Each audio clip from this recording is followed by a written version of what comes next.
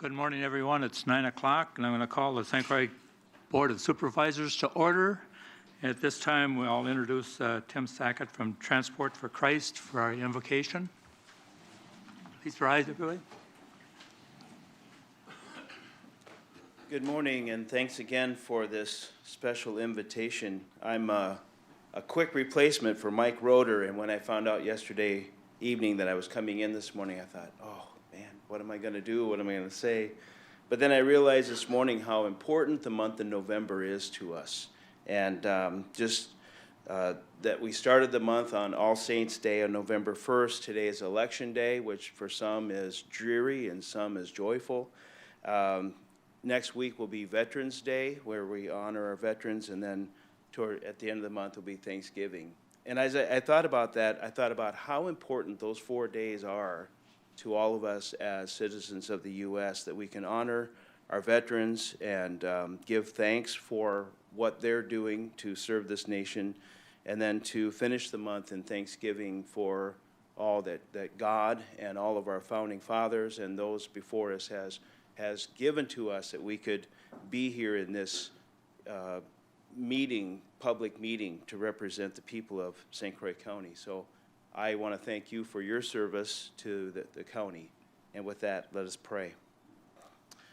Our Lord in heaven, all of these things are a good reminder for us of what's been laid out for us as citizens of this nation. That many people before us had the forethought that this nation should be built on Thanksgiving, that we should live our lives here in America with your grace and with your mercy, and for that we give you thanks. We also live our lives with a sense of purpose as we pray for the people here in this room today, making decisions, using the best wisdom, the best judgment that they have for the decisions that they make, because they represent so many people, so many, their livelihoods and the endeavors that they have to either run a business or teach in a school or run for office. There's a lot of things that we pray for today.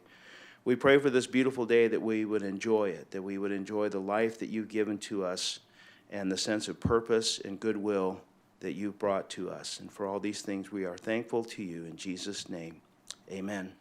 Amen. Join us in the Pledge of Allegiance, please. I pledge allegiance to the flag of the United States of America and to the republic for which it stands, one nation, under God, indivisible, with liberty and justice for all.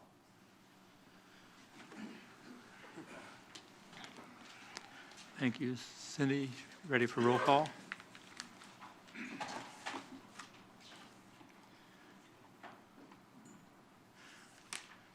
And Kara's excused. Cook's got sick.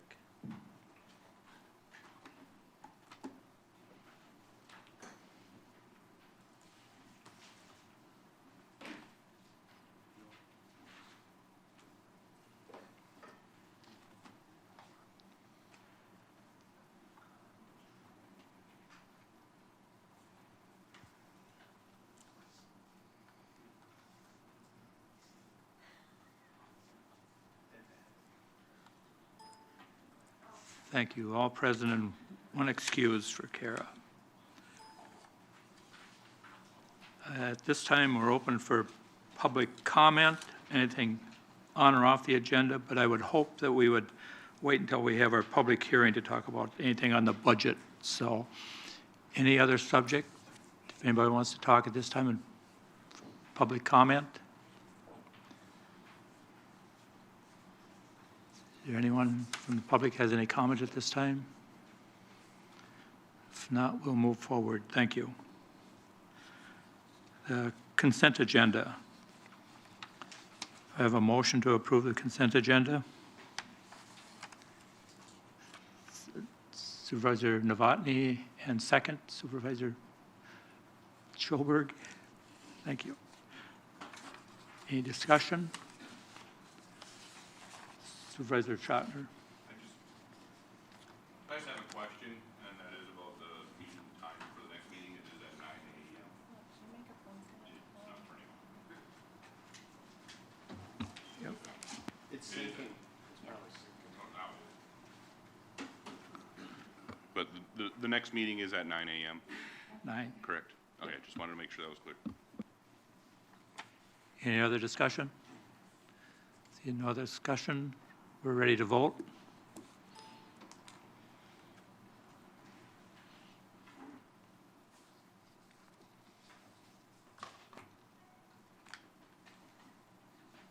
That's all yeses. Thank you.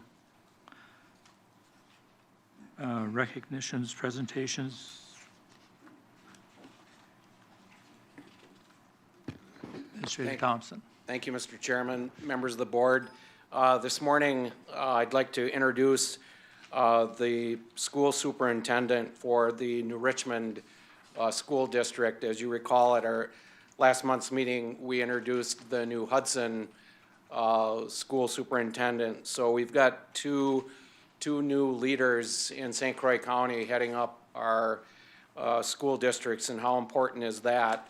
I don't know if I'd refer to Patrick Olson as a native son, but he is a native of this area and spent some time in the New Richmond School District, starting off as a teacher, and worked his way up through the ranks and was school superintendent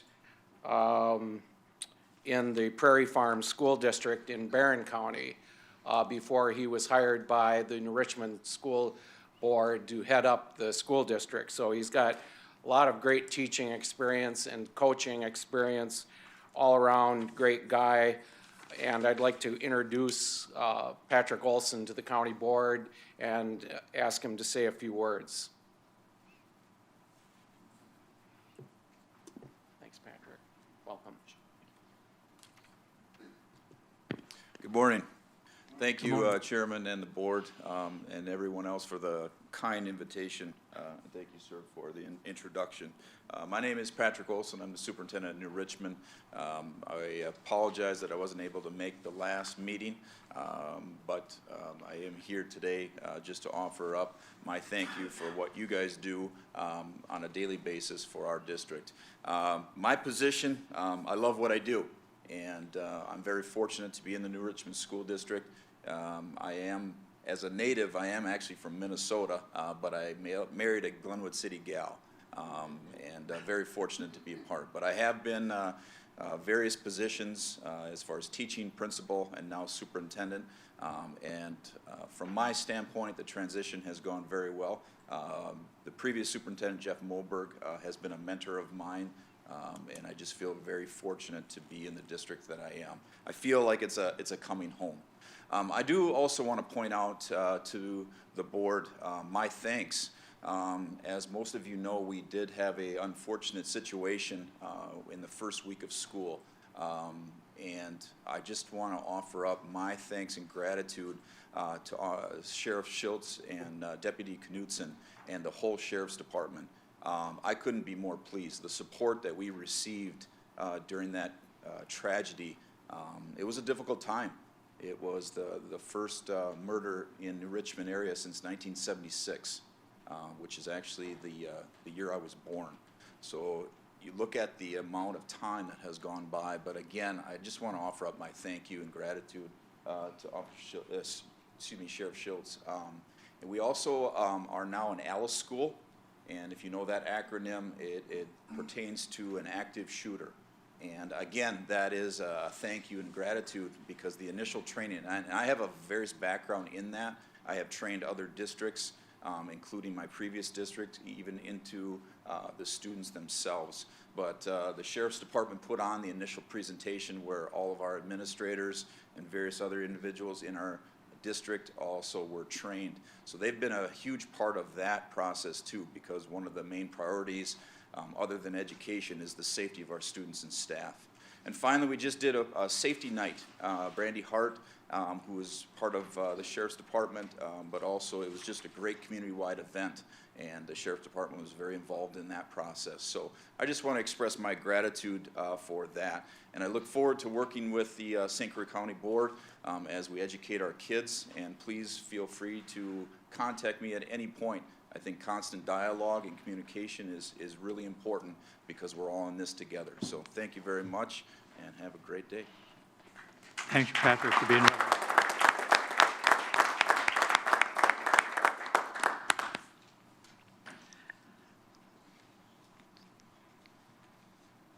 We have some appointments today, and I think we're going to skip the one for the library committee. Yeah, we'll correct? put that off till next month, Yes. Mr. Chair. The other appointments that we have this morning for the Board of Adjustment, we have the appointment of first alternate Joe Miller from Roberts, Wisconsin. Joe has served for 3 years on the Hammond Town Planning Commission. He's been a resident of the town of Hammond since 2003. Mr. Miller is a retired railroad engineer who prior to that spent 26 years in the U.S. Navy. Mr. Miller will serve as an alternate on the Board of Adjustment. Okay. So we need a motion. I'd like to, excuse me, Mr. Chair, Mr. Miller is here. I won't ask him to say anything, but do you want to stand up, Joe? And thank you for your willingness to serve. Appreciate it. Thank you. And we have a motion by Supervisor Peterson and a second by Supervisor Anderson. Any discussion? Any questions? If not, we'll vote at this time.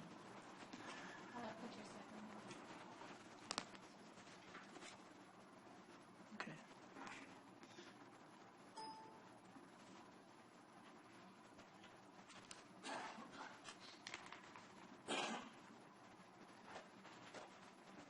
And that was unanimous.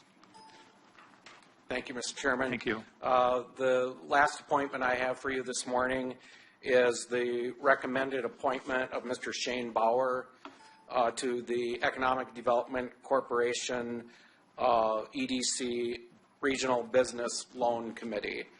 Mr. Bauer currently serves as the president of the First Bank of Baldwin and has extensive banking and leadership experience throughout his career.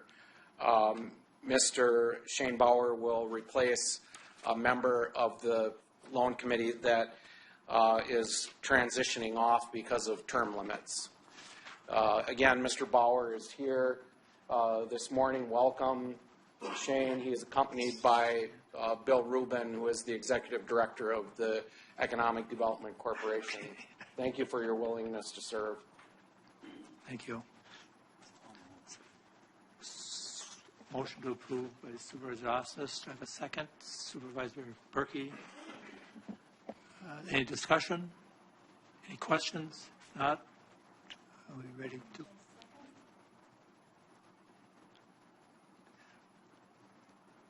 We're ready to vote.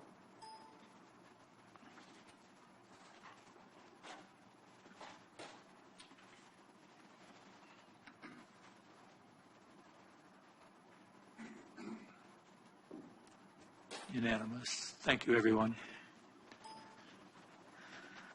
At this time, there's no annual reports. We have the administrator's report. Mr. Thompson, what to? Yes, all I have for you this morning is the financial reports that were in your packet. Okay. I don't know if there are any specific questions. These are the financials through the end of September, revenues and expenditures. Sure, we'll have more discussion in our budget presentation, but this represents financial activity in 2015 through the end of September. If there are no questions. Are there any questions on? None?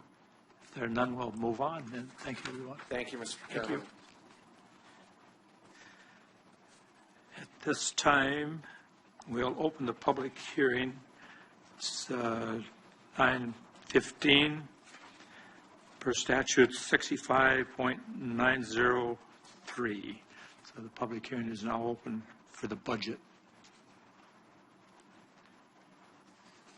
Where did that go?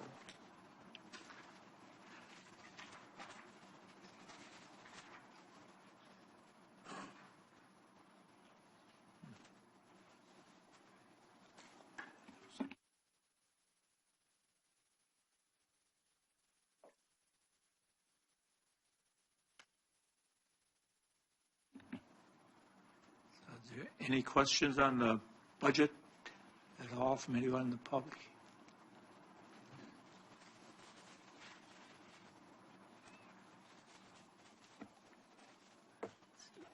Supervisor Berkey? I did want to, I'm not sure at what point in the proceedings regarding reviewing the budget, but I wanted to have some discussion regarding the fund balance and the level of the fund balance. And if this is an appropriate time, I would like to make a motion that the Chair, Larson, ask the Administration Committee to review that policy at a future meeting to have some discussion about this and maybe involve some other county board members in setting a level for what is an appropriate amount in the fund balance. So my motion would be to ask the Administration Committee at our next meeting to establish a committee, a subcommittee to review the fund balance policy.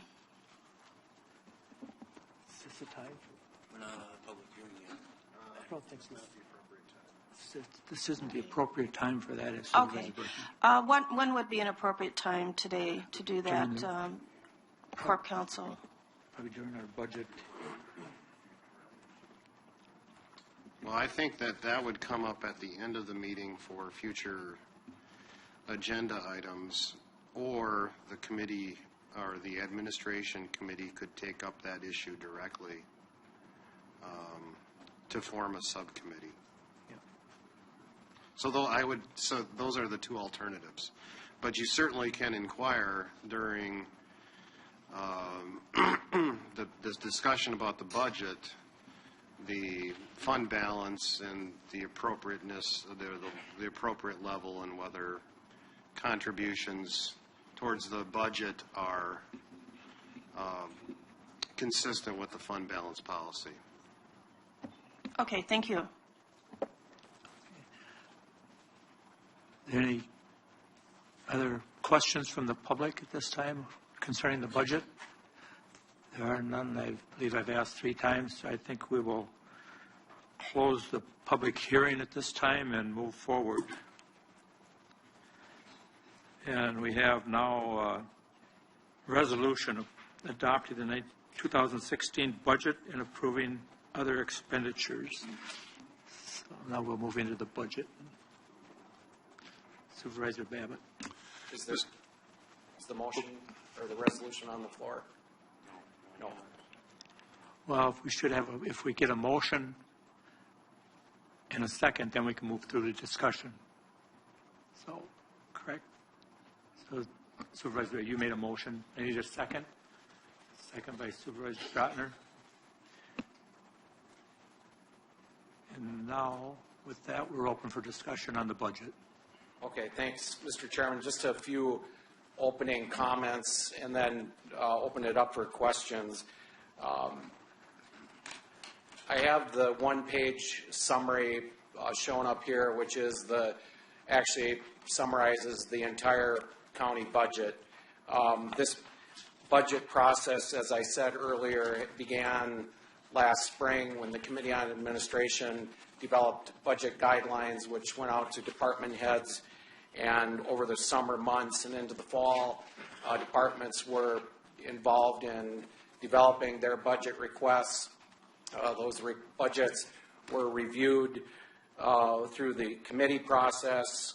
Some committees actually took up the budget more than once. The Committee of the Whole reviewed the budget, and the Administration Committee as well. So I would define the process as rigorous, but very, very informative and worthwhile. There's been a lot of discussion on the budget, good discussion. There's been what I would say death by PowerPoint of the budget at various levels. Some one-on-one discussions with board members that have had questions, that have either stopped in or emailed, phone calls and visits, which are all very welcome, by the way. Today we act on the proposed budget. After we have all our questions answered and have some possibly more rigorous debate, then today is a day of action. The proposed budget is what I believe a responsible use of taxpayers' hard-earned dollars. We have tried to shave off as much of the budget as we can responsibly, yet maintain a quality level of public service. Our core services, your priorities as a board, are services of transportation, public safety, community justice, responsible land use, health and human services, economic development, are all addressed in this budget in what I believe is a fiscally responsible and administratively efficient manner. Someone asked me yesterday how many budgets over the length of my career I've worked on.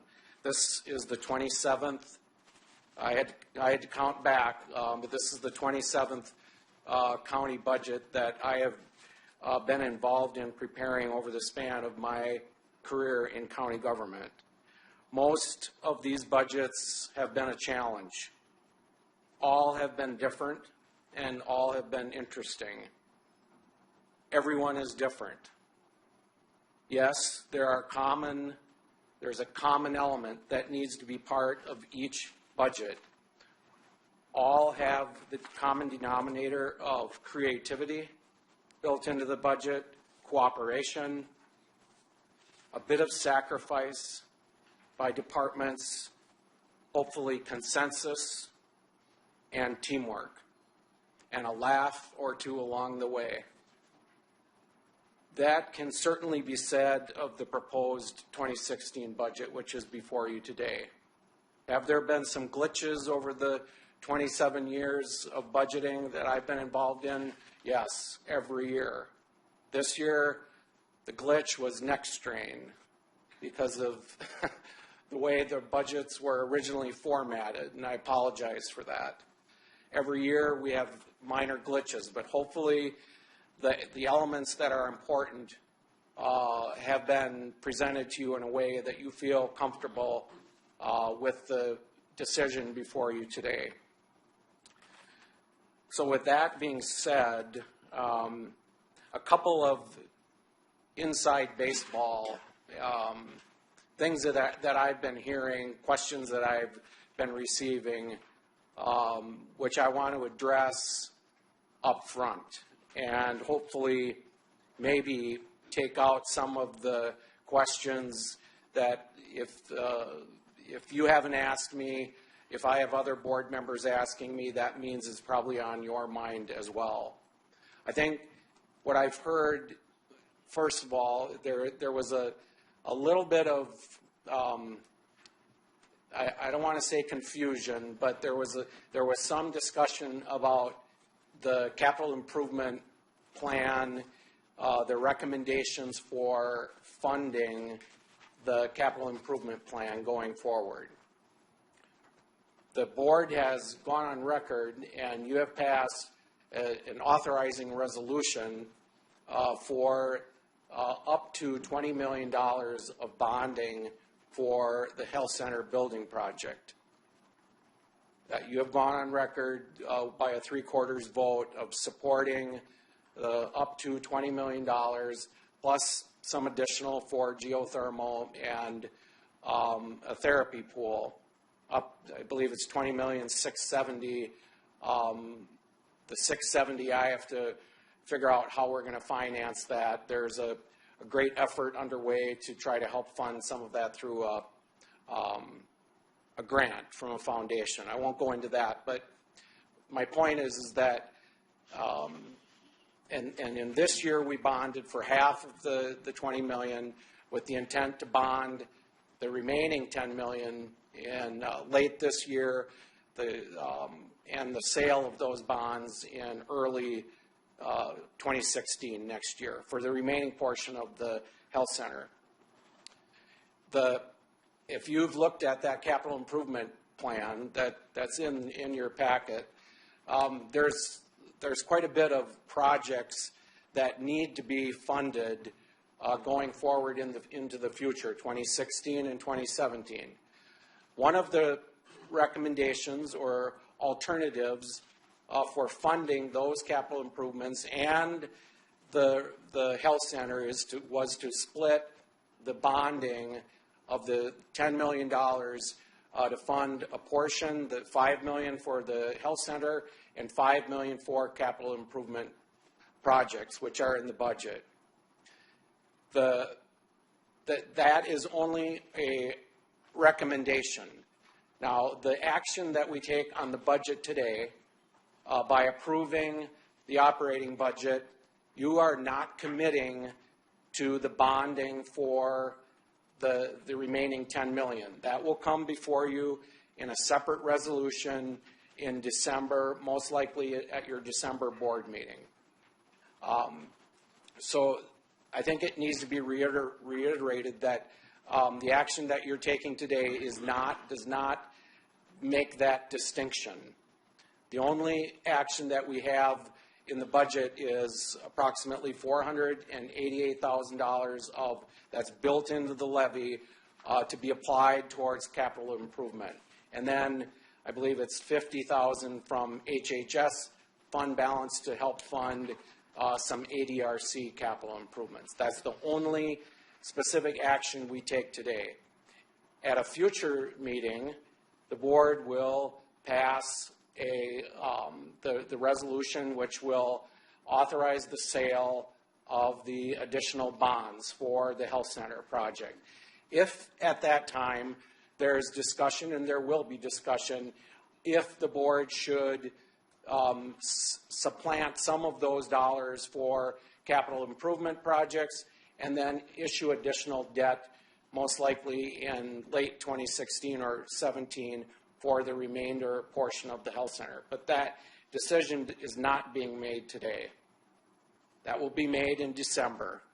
And at this point, based on some of the feedback that I've gotten, good feedback from board members, is that at least the members I've talked to, their preference is to not make that distinction, that to proceed with the issuance of the remaining $10 million and apply it towards the health center as originally discussed. And that is that's what I'm hearing, and I think that's a decision you will make at your December board meeting. So that's the first issue. And I don't want to go into all the technicalities, but there's spend down requirements for dollars that have been bonded. So we have to look at our spend down on the health center building project very closely. We have to look at our spend down for the 911 infrastructure phase 2. And so those are all elements that we will look at, discuss with the administration committee in great detail, bring forward a resolution to the board in December to issue the remaining $10 million of bonding for the health center. So that was the main issue that I'd been hearing about. And so I thought I should address that up front with the board. Certainly I can answer any questions you have regarding that, or if we want to get into the discussion later, we can. The other issue, and this was minor, but there's always elements that come up after the budget has been presented. It was not a big deal, but I believe all of you received an email from one of the department managers in Victim Witness regarding some funding for some parenting programs regarding clients of Victim Witness. So that came out kind of late in the process. I've met with Pam Bell-Richard, a representative, Kathy Halverson from the DA's office, and Fred Johnson, the Director of Health and Human Services. We believe we have a solution that will help try to address some of the concerns and issues that Mrs. Bell-Richard brought forward to you and to me.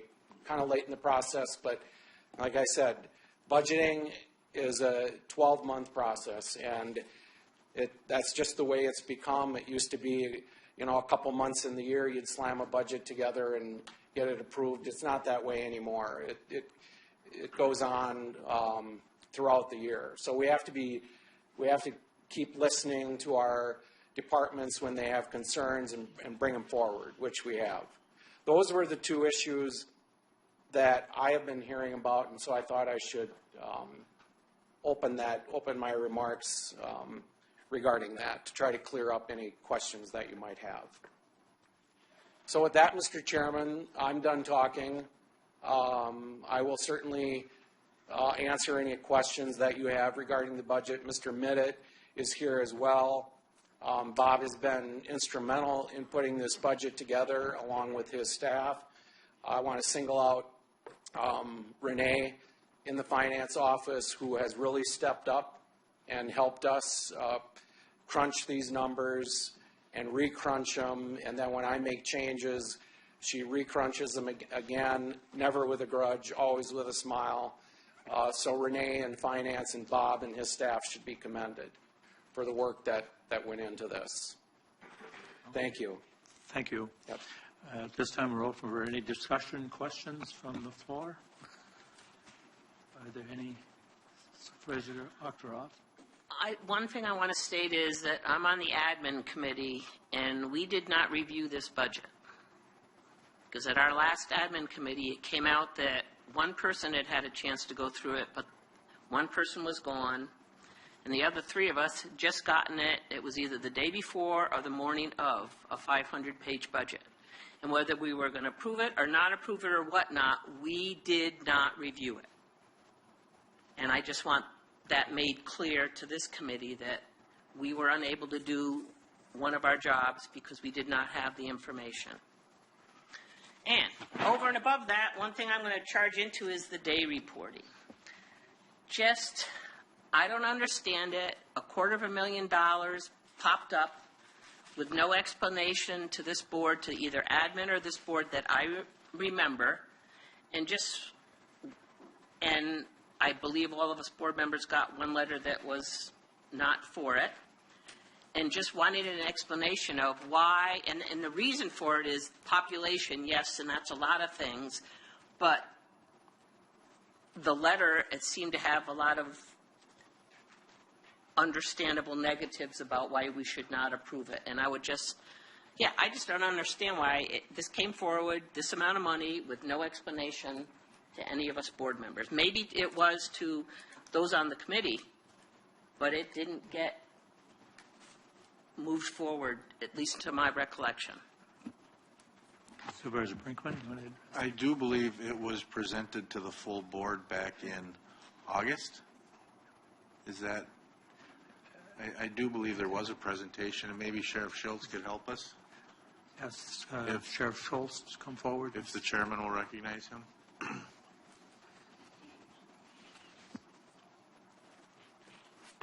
Good morning, thank you. The presentation on the Day Reporting Center has gone through the Public Protection Committee. It was addressed at the Community Justice Collaborating Council meetings. On our last meeting, I left it open that I would come to the full board with the detailed explanation about what the Day Reporting Center is. I hadn't gotten a notice that that was put on any future agenda, but I would be happy to do that at some point. But I would just stress that, again, it's been vetted at the Community Justice Collaborating Council meetings and at Public Protection. But I would be happy to answer any other questions. Supervisor Brickey? I guess I did ask some questions a little bit. I had asked that the letter be reviewed in Administration Committee on this matter, and we didn't have any extensive discussion. And I guess my thoughts are that maybe it's something that we need to review more fully, and including the Administration Committee, including the HSS, because it's a therapeutic kind of program, treatment type modality. I have concerns about a day program that's more so centered around the punitive aspect when we have individuals with drug and other substance abuse problems. So I think there's a lot of questions that aren't answered, and I don't think that the other committees, HSS and administration, really have had our day in court, so to speak. And I'd like to learn more about it. I also know John Kuczynski, a public defender. I've known him over the years. and I am concerned about the information that he submitted to us by way of letters, and I don't feel that we've had any honest discussion about that. So, yeah, I do share some of the concern of Supervisor Ochterhoff, and I would be interested to know what other members, particularly those not on public protection and HSS and administration, feel. Just a kind of a recap in terms of what's in the budget. The day reporting program, the staffing is not in the budget, so it's not being recommended. This program has been presented, as Supervisor Brinkman said, initially to the Public Protection Committee, the Community Justice Coordinating Council. There's been a request that the Administration Committee also be briefed on the day reporting. But in terms of the budget that you're being asked to approve today, the day reporting program, with the exception of some dollars being planned for in the capital improvement plan, which, as I said, is a plan, and that doesn't mean that by approving the budget today, you are approving the day reporting infrastructure improvements in the capital improvement plan. The staffing, the costs for staffing the day reporting are not included in the budget before you today. So I believe, although I think the day reporting program and the business model that has been presented that I have seen is a good business plan, is a good business model. I don't think it's ready for prime time in terms of a decision by you as a board today. So it's not in your budget. So I think we have time. On page 42, it says 2016 budget revisions, and it says day reporting jail, a little bit over 160,000. So Removed. no, it just said revisions. I'm looking on page 42. Maybe those revisions, if you read the report, I don't have it right in front of me, but I believe most of those are removals. So. We go to the lectern.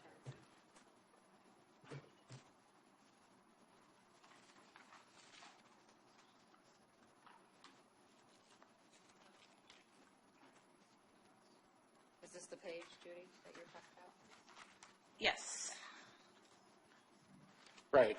So the day reporting at the top, that has been, this is a list of the revisions that I recommended in the budget. And the 160,000, you see that there, that's for the staffing portion of the day reporting center.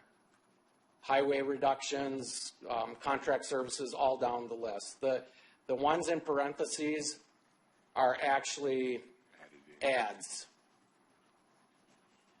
So it says favorable, unfavorable.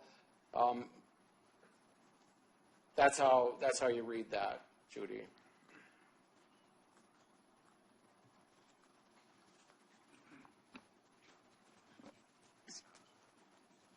I guess to be clear, what is it in the budget that's being proposed for 2016 that is being considered for the day reporting program? It shows in the capital improvement plan. If you look at the detail on the capital improvement plan for 2016, it shows a provision made for some capital infrastructure, some renovation modifications that would need to be made to the jail to house the day reporting center. So I guess. But the capital improvement plan is a plan, and I know it possibly is confusing, but when you approve the capital improvement plan today, it does not commit to those projects, because those projects need to have a funding source. And so it's a plan. Those projects will all come back in front of the various committees and board before approving, because there's no funding source. So in follow-up to that, I do understand from Sheriff Schultz that there is some equipment that's not up to date. And that, I do understand, needs to be retrofitted or improved or replaced. So not to overlook the fact that we did have that discussion, and I appreciate that. Right, and that's a couple of the notes I was making as we were having this discussion here. I want you to remember, if you would please, what Administrator Thompson approved in the 2016 budget is the construction cost to reconstruct an area in the Huber Center. We have a couple of things that we need to address more immediately, even than a day reporting center, and that is we're not in compliance with the ability to take fingerprints for juvenile offenders right now. I can't bring them all the way into the jail because I have to shut down my jail proper, and I can't have that exposure between adult and juvenile inmates. So right now we're not in compliance. This offers us the ability to get that second fingerprint scanner, place it over outside of the jail proper, although in that lobby area it's not the confined setting. So we'll become compliant then with those regulations. We also have new regulations that have been forced upon us for taking DNA at arrest in certain offenses and DNA at conviction for all offenses. Again, we're getting by right now, but we have to take all of those people into the heart of the jail, into booking to accommodate that. It's very difficult. And then we do public fingerprints as well for people applying for teaching jobs and banking jobs, things like that. This will give us a friendlier environment at a pretty low cost to be able to accommodate those other individuals. And if I might take the liberty to respond to your reference to Mr. Kaczynski, I would simply say I would take his comments with a grain of salt. I'm going to suggest to you that Mr. Kaczynski has absolutely no idea what my policy is going to be on visiting because he hasn't asked. I agree with some of the statements that he's made in his letter as to what we need to be careful about, but this last letter about visiting is inaccurate, and the letter previously authored, I'll just call it an out-and-out lie. So take it with a grain of salt. Apparently we've got a little turf war going on between Mr. Kaczynski and I, and I'll leave it at that. So President Nelson, you had something? I kind of look at the CIP as a vision and not anything that's in stone, because it has to be vetted through all the processes before we let it go. But from what I've recollected, Supervisor Ochterhoff, this down the long term, just to give you a little bit of my insight of what I've learned from it, it's going to be a huge cost savings to the county down the road. Plus, it'll make sure that our deputies are being able to do what they're supposed to be doing instead of chasing people out of probation offices and things like that. Because I've talked to a deputy or two about this, and because I want to go to the people who it's going to affect too, not only the staff, but the people that work on the line. But I would kind of like to know from Supervisor Thompson, what's our timeline as far as to do the day reporting center? Because there's an election next year, so if we want to get it in to make sure that we're covering all the bases to set up for the next board coming through, this is not going to be a rush job, because it's actually first of its kind, correct? In this area or even in the state?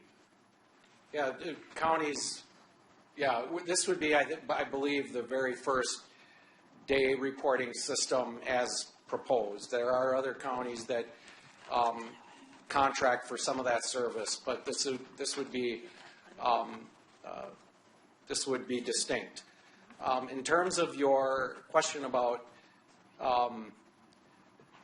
when and how this would play out in terms of timing, it goes back to my original comment about how we are going to fund capital improvement planning and projects, because the $10 million that we will be bringing forward in December to the board, that I believe all indications are is that there's generally support, but I think it needs to be vetted through admin and the full board to maintain the original funding intent for the health center versus what was being contemplated or at least tossed around in the finance department and myself is that, based on our spend down requirements for the health center, we could, based on the information I have, we could bond for the 10 million, 5 going to the health center,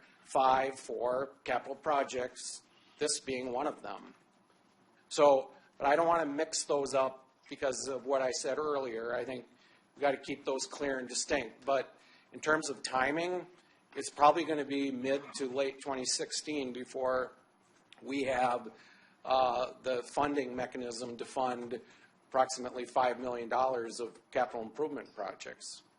So I think we need to look at those spend down requirements for the project. But I know that there's, I think you mentioned, I heard you mention the election in April. So Supervisor Osnes. Thank you, Mr. Chair.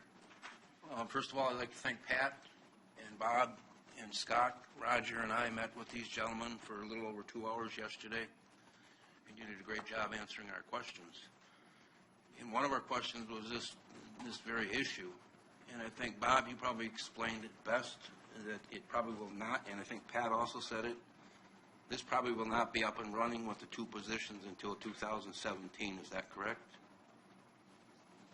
that's correct because there's no funding for the staffing. So the infrastructure improvement in the jail would take place if there's a funding mechanism for it. It would take place in mid 2016 to get it ready for then a staffing budget for 2017. Okay. Yep. Thank you. Any other questions? Sheriff Schultz. Just one last comment, Mr. Chairman, and it goes kind of as to the question of when. We're in the process right now of putting together a subcommittee from the CJCC to include prosecuting attorneys, public defenders attorneys, private bar attorneys, persons from HHS and the treatment communities to develop the real finite details of what the process looks like. We've got that business plan. Everybody liked that. Now we're starting to drill down into those real finite details.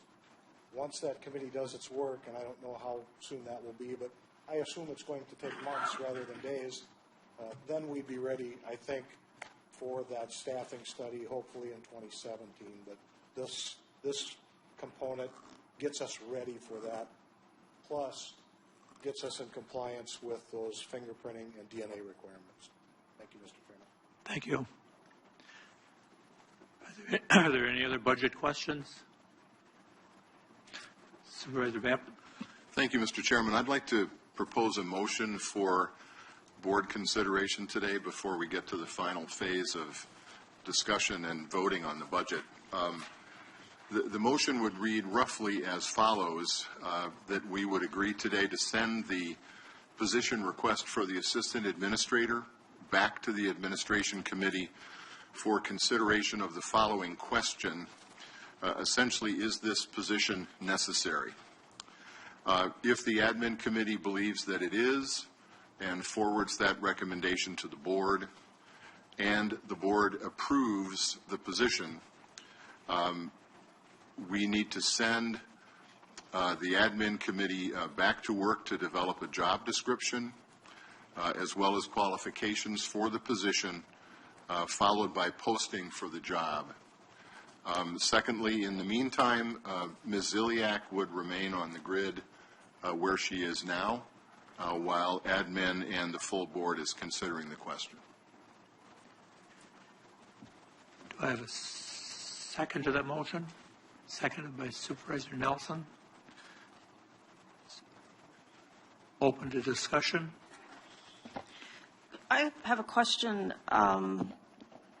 with respect to the position remaining as the senior risk management. I believe that's the title. I hope that the motion also considered having that reviewed by McGrath, so that if the wage needs to be adjusted, that it could be. Is that part of the motion, Supervisor? I appreciate the question, Supervisor Berkey. I wanted to be sure in the motion that it was clear that Ms. Ziliak remains on the grid where she is now, rather than to open a separate discussion about the senior management analyst position. This motion doesn't mean in any way to jeopardize Ms. Ziliak's position within the county, but simply to revisit the question about the assistant administrator position. Any other discussion? Supervisor Schroeder. I would have to speak out against this motion. We have already approved the McGrath study in whole, and to pull out a single position just doesn't make sense to me. We've already moved on this. On top of that, in order to fall into, McGrath has already done the study and said that this role is already being filled. If we were to do that now, then we would make it a requirement to lessen her workload and remove responsibilities from her, which is not really what the board is supposed to be doing. We don't control the day-to-day any lower than Mr. Thompson by state statute. We also don't develop the work requirements or anything else. We approve changes and review those, but overall, that is not our position. That is Mr. Thompson in conjunction with HR and other personnel. So this is, my feeling is that this is the board trying to undermine the position that Mr. Thompson already has and trying to find a way to loophole ourselves around state statute. It's just confusing to me. Supervisor Peterson.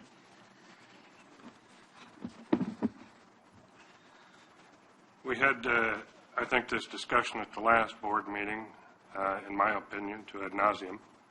I don't think that my constituents, as I stated before, would appreciate the fact that we spend a lot of money on a study, we get the recommendation, and then we turn around and go back and nitpick it. I cannot support this amendment. Thank you. Supervisor Hanson. This is just a point of order. This is an amendment to the budget motion, which is on the table. Is that correct? Yes. It is Supervisor Babbitt. Mr. Chairman, I think that, at least speaking for myself, that the reason why I proposed the motion today is that it's been my impression in talking with fellow supervisors and others that we haven't had an opportunity to fully consider the creation of this new position. I'm not necessarily questioning the McGrath report, but more trying to look at that as an advisory document, if you will, rather than a policy position. But either way, it's been my impression that there are significant questions about the creation of the position, and I'm concerned that we haven't opened it for other individuals to potentially apply for, nor have we really looked at a job description or the qualifications for the position. Supervisor Berkey. I'll speak for myself as a member of administration. And with response to Supervisor Peterson's comments, we did, in fact, look at positions as presented by the McGrath study more than once.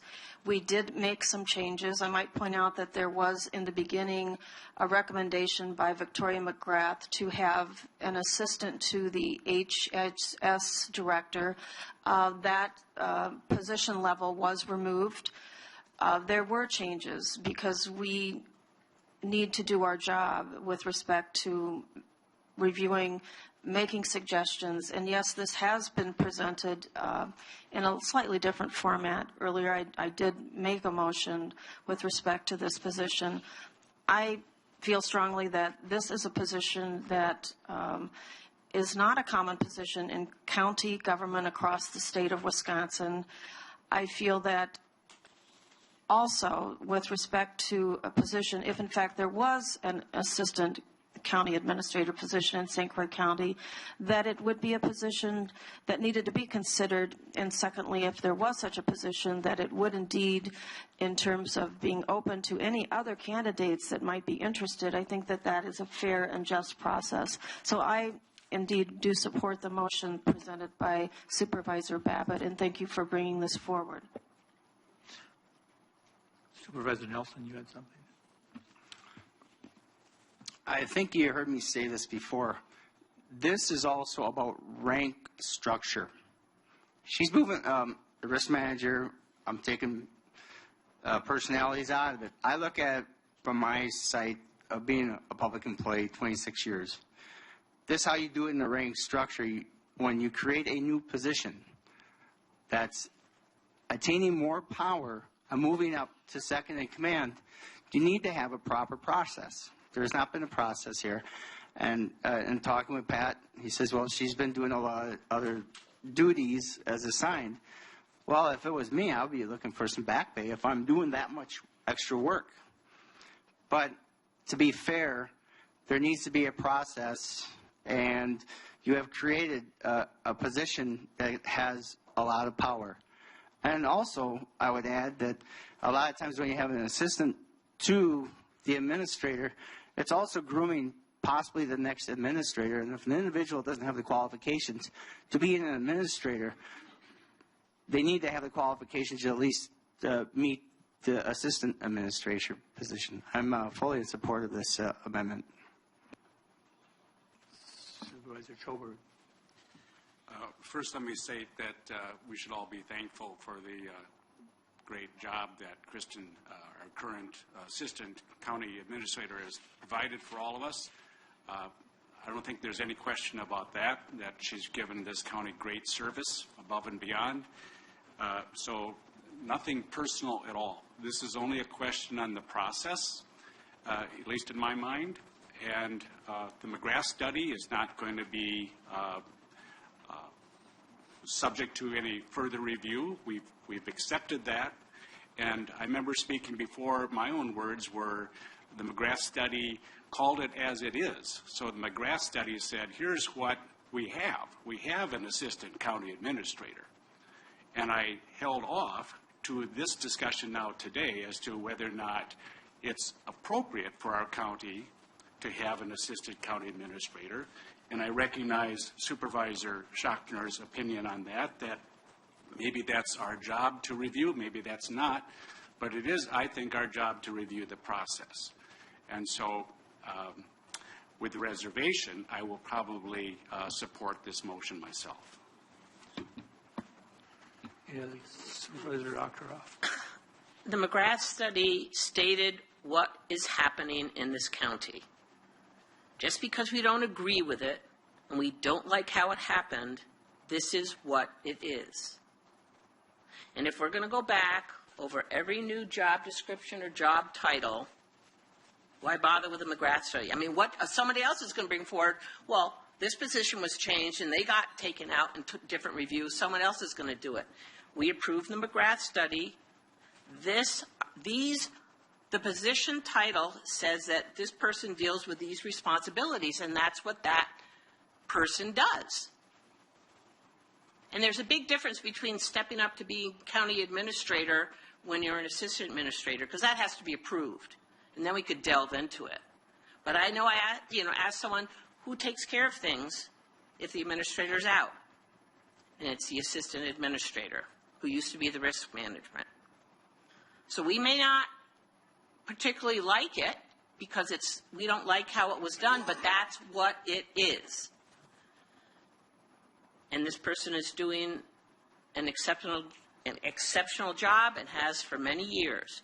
No one's perfect, but that's what the job entails, and that is what this person has been doing. And I would have to vote against the amendment. Supervisor Nelson. Supervisor Achterhoff, I need to reiterate, this is a change in power structure and how the county runs. It's not I don't care if my best friend Jill here is the risk management. She needs to go through the process. And the McGrath study, we voted on it. It's a good recommendation for us to follow. But we have ultimate authority on what we would like to do and how we see the ranking of how our county administration runs. You have had to work in the system for a while to realize that's a proper and just way, that's fair to the employees, the taxpayers, and the perception of how the county does things when it deals with people, putting people in higher positions. You just can't do it because one study says that. But if we have been doing the correct process the whole time since she started doing it, or whoever's been doing it, this wouldn't be a problem. But there was no justification for it. Now all of a sudden, because of one study, we have to take that. No, we don't. Supervisor Trotner? Mr. Thompson and Ms. Iliak, would there be a change in the workload if we changed the title to anything else? If we changed it to dog walker, would there be any change in what her responsibilities and duties are currently? Let me speak to this. I'll try to answer your question. The list that's up on the screen there is a list of the positions that were included in the McGrath study, which was approved by the board. This, I hear a couple board members, and I speak out of full respect of the process, I think if we go back and look at the process that was used to engage Dr. McGrath to conduct this study, and the numerous meetings and the numerous discussions that we had regarding her recommendations and her findings, and the vetting that took place with her and the board, and the list of the positions that are before you that are all, the only difference in these positions is the level of duties, the level of responsibilities, the type of work, but these are all positions. Now, I'll just go down. The account business manager, reclassified based on additional duties and responsibilities to the fiscal manager in the highway department. I'll skip down. The juvenile services clerk, reclassified based on additional duties and responsibilities that have been assigned to that position to a deputy register and probate, and on down the list. These positions, although different in nature of duties and the nature of the work, are no different than the recommendations that were in McGrath that the board considered and approved for implementation. Now, when the study was presented to the board, there was discussion on this issue. There was a motion made by Supervisor Berkey to actually change the recommendations of the study at the time when it was before you for consideration. This very specific issue was before the board for consideration and discussion, and it was not approved. Ultimately, the board approved the entire McGrath study for implementation January 1st. The job descriptions that you refer to are that they're still in the process of being completed by Dr. McGrath. So the job description for the position that the administrative, the assistant county administrator position, along with all of these job descriptions, have not been finalized yet. The administration committee has authorized the consultant, Dr. McGrath, to finalize those job descriptions. The committee will have an opportunity to look at those job descriptions and weigh in on that.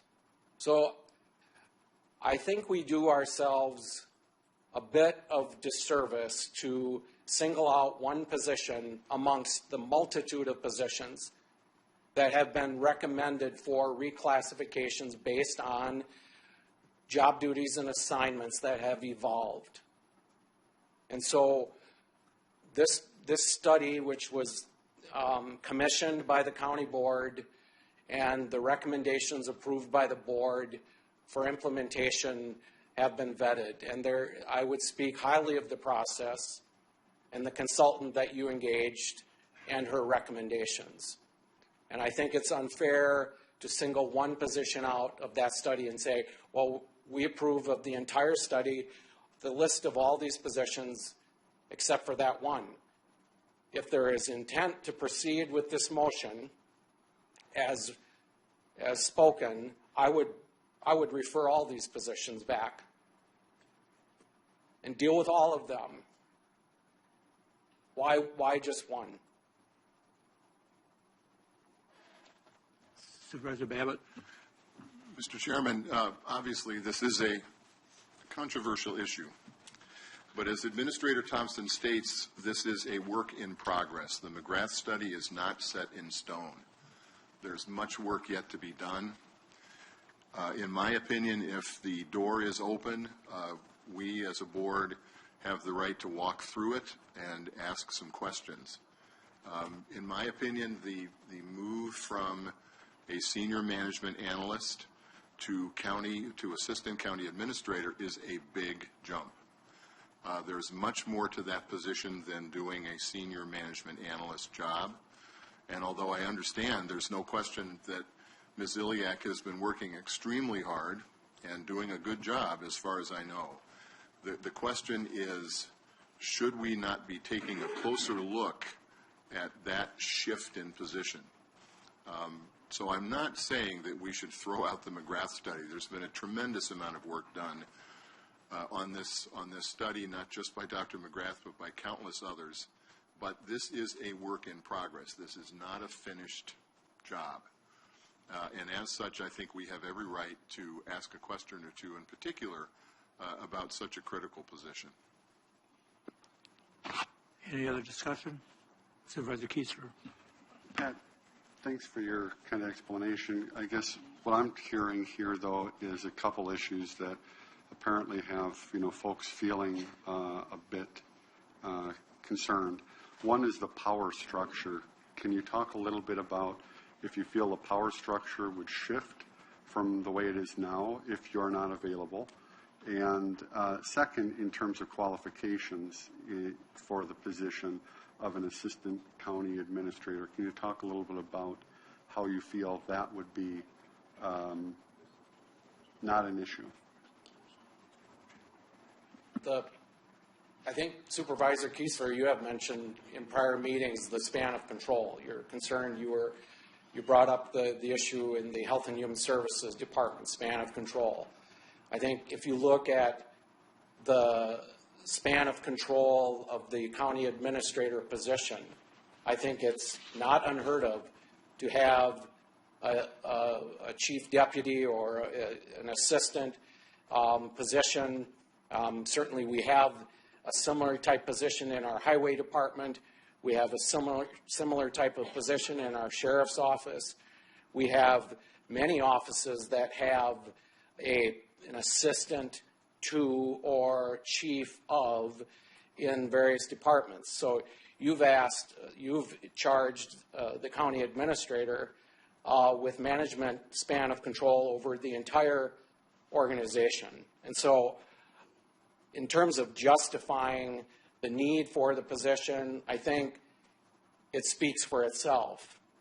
And going back, I don't have that slide in front of you, but if we go back and look at the list of accomplishments that you as a board and prior boards have accomplished over the past 4.5 years, and I think I've said this before, I didn't get that all done by myself.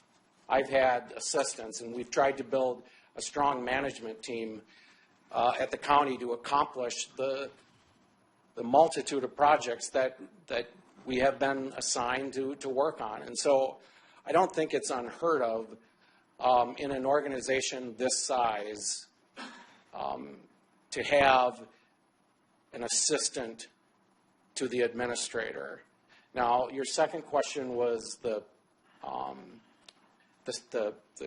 change of power structure. I think it goes back to my comment that the job description is still in draft form. And so I think that that will be clearly defined in the job description when it's finally presented by Dr. McGrath.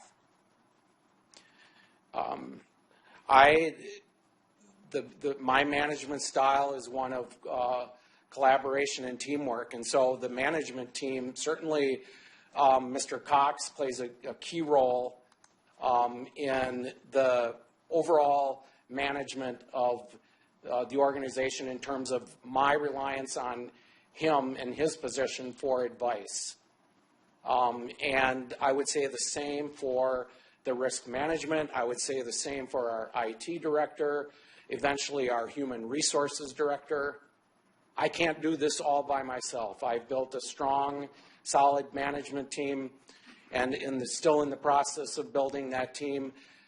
The assistant administrator position early on after my hiring, it became apparent to me that to accomplish what was on our plate, there would have to be some high-level assistance provided to the position. Now, is it a huge change of control? I don't believe it is. But the job description will bear that out, and I'll look at it and I'll review.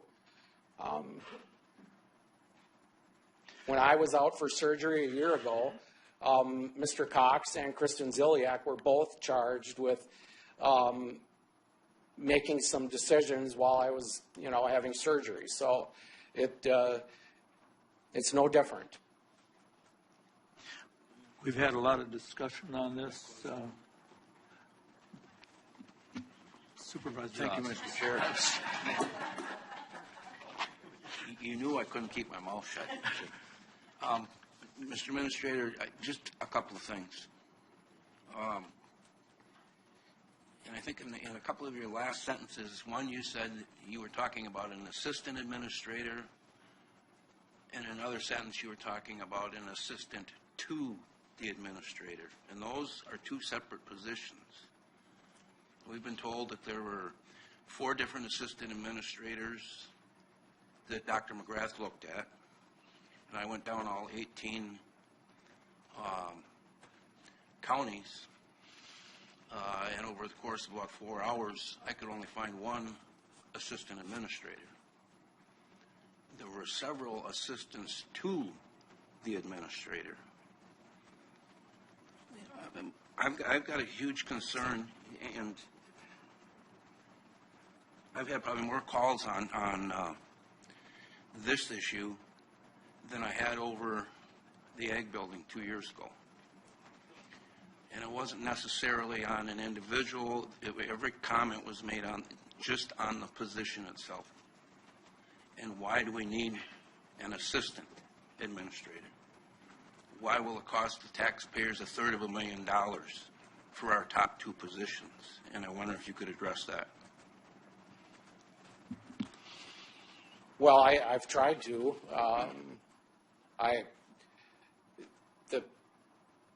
The position itself, the title of the position, when I was referring to assistant to, I was referring to other departments that have a chief deputy or an assistant to the department head.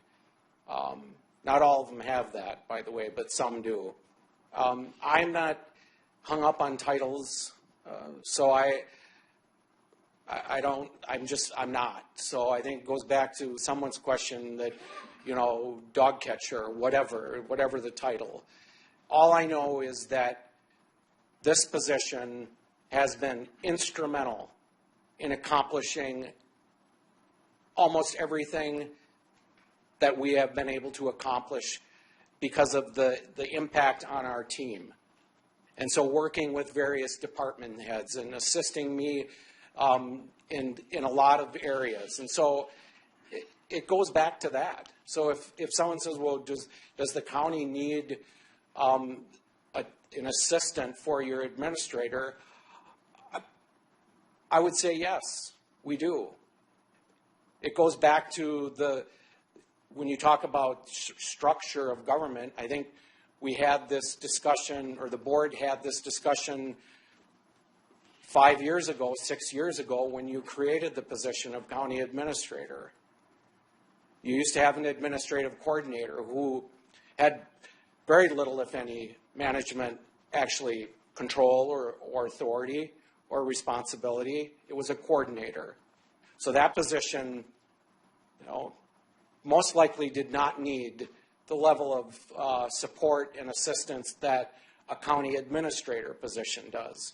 And so when we changed the form of government, I don't know if it was discussed, but if not, it should have been that based on the job that we're going to give this person, whoever we hire, he or she is going to need some high level of assistance. Now, for me, it was Kristen Ziliak as a go-to person to help coordinate things and get things, on the table for work. And so it became apparent to me early on that was going to be my go-to person to help us succeed as an organization and get things done. And so you've asked us to do a lot, and we love it. And we get good work done here. And, the health center project and all the projects that we've worked on in the past 4.5 years, it's a team effort. That position's a big part of the team. Now, the price tag on it, I don't know. The salaries of the position of county administrator, senior management analyst, upgraded to an assistant administrator, yeah, they are what they are. The position was studied and analyzed. The county administrator position, when it was first set up, it was determined by the board at that time that was an appropriate wage to attract and retain a qualified person to serve as county administrator. Dr. McGrath has looked at the job duties and responsibilities of Kristen Ziliak and said it conforms to the position of county administrator, and she has recommended a salary structure for that position. Thank you. I thank you for that, and I do not question the work that Kristen does. She goes up and beyond, and I'll be one of the first to admit it, and I appreciate the work she does. I have no problem with that. Can you give us a time frame when we're going to see any of the job descriptions? I guess where I'm going on with that too, Pat, is why are we moving forward approving jobs that have no job description? Because I don't think that's a good path to go down. Well, Dr. McGrath spoke to this in her report, and one of her findings was that these positions here before you on this list, based on the additional job duties and responsibilities, their job descriptions need to be rewritten. And she's in the process of doing that. I believe they're near completion. I plan to brief the administration committee at their next meeting regarding the status of the job descriptions. But the study, she used job description questionnaires which is a detailed questionnaire to begin drafting those job descriptions, and so it takes a while. But I'm thinking within the next month. But the board, we're already budgeting for implementation of McGrath and her findings and her recommendations January 1. Thank you. So, yep. Thank you. We've had lots and lots of discussion, and real short. Okay, Supervisor Novotny. I can't support this amendment. I think Supervisor Peterson said it well. We discussed it, and we agreed on it at the last meeting, and I think we ought to move on. What gives me heartburn is how did we find ourselves in this position where job responsibilities had increased to the point where they went beyond what these folks were hired as? Well, if you look at this list before you, positions evolve and job responsibilities and duties, positions change and they grow based on not only the incumbent in the position, but also the duties and responsibilities of the departments. And if you look back over prior budgets, go back and look at how few new positions are actually approved every year. We don't approve very many new positions. And that rightfully so, because that's a huge part of our budget. And so we're not adding staff. We're not growing in terms of additional staff positions. And so departments have been almost out of necessity, in many cases, assigning these higher level responsibilities and duties that just happen to existing positions within the department. And so early on after I came, Howard, I didn't come back to the administration committee or the county board and say, I need an assistant county administrator. I didn't. I found someone that I could rely on, that was loyal and honest and hardworking and would give 110% to St. Croix County, and I said, I'm going to need some help. And so in that position, if you go back, has been reclassified over the past 4.5 years, so this is not totally out of the dark. The senior management or the risk manager position has been reclassified once or twice in the past 4.5 years. And so that position, it should be no surprise to most board members that have kind of tracked this, that position has grown over the past 4.5 years. So it didn't just happen. But I would say that's true of all these positions on this list. We don't add many positions, so it just means more responsibilities are being assigned to others. That's my concern. There has to be a better way of addressing it. Otherwise, all the positions are going to increase, and they're going to go well beyond, like I said, what these folks were hired as. Well, I appreciate your concern. We have to track it and monitor it carefully. This is the only list of all the 400 or however many positions were studied that actually that she had recommended that their positions had changed or or reclassified at a higher rate, a higher range based on additional job duties. So the list is not overly significant in terms of numbers, but you're right, it's something we need to watch. And if departments are understaffed, we can't just keep piling on to the existing staff members. If a department head needs additional staff, they make a good case for it. We have added some positions, but it's a very tough hurdle. I believe we've had enough discussion. Supervisor Ring? You too? Okay. I appreciate it. One of the things that was raised was what is the price tag? And when this conversation first came up, I just Googled risk analyst to see where that would land. And I think it was from 92,000 to 121. And I don't remember where that exactly is. I just looked at it again, the median. So I think the job that was being done had a value that's commensurate with what this role is. I agree with Supervisor Novotny. We have to be careful, but to me, we have to be careful about, kind of scope creep, that things get bigger than was our intention. But what I think it also says is the ingenuity. There was a job to be done. Look at this list. There's a job to be done. People are stepping up. They're going above and beyond, and I think that's what we want in our employees. I think that's something that we can be very proud of. And I think we have dealt with this. We had a kick at the can. I appreciate the concerns are being brought forth. but I'm not going to vote in support of that amendment. I appreciate your comments, Supervisor Ring, and I would only add that we should be proud of these employees and thank them. And I think that you have and you will continue to do that. And that's what we engaged Dr. McGrath to look at. She did exactly what we asked her to do. And she brought forward her recommendations and her findings to the board, and we discussed it and we debated it.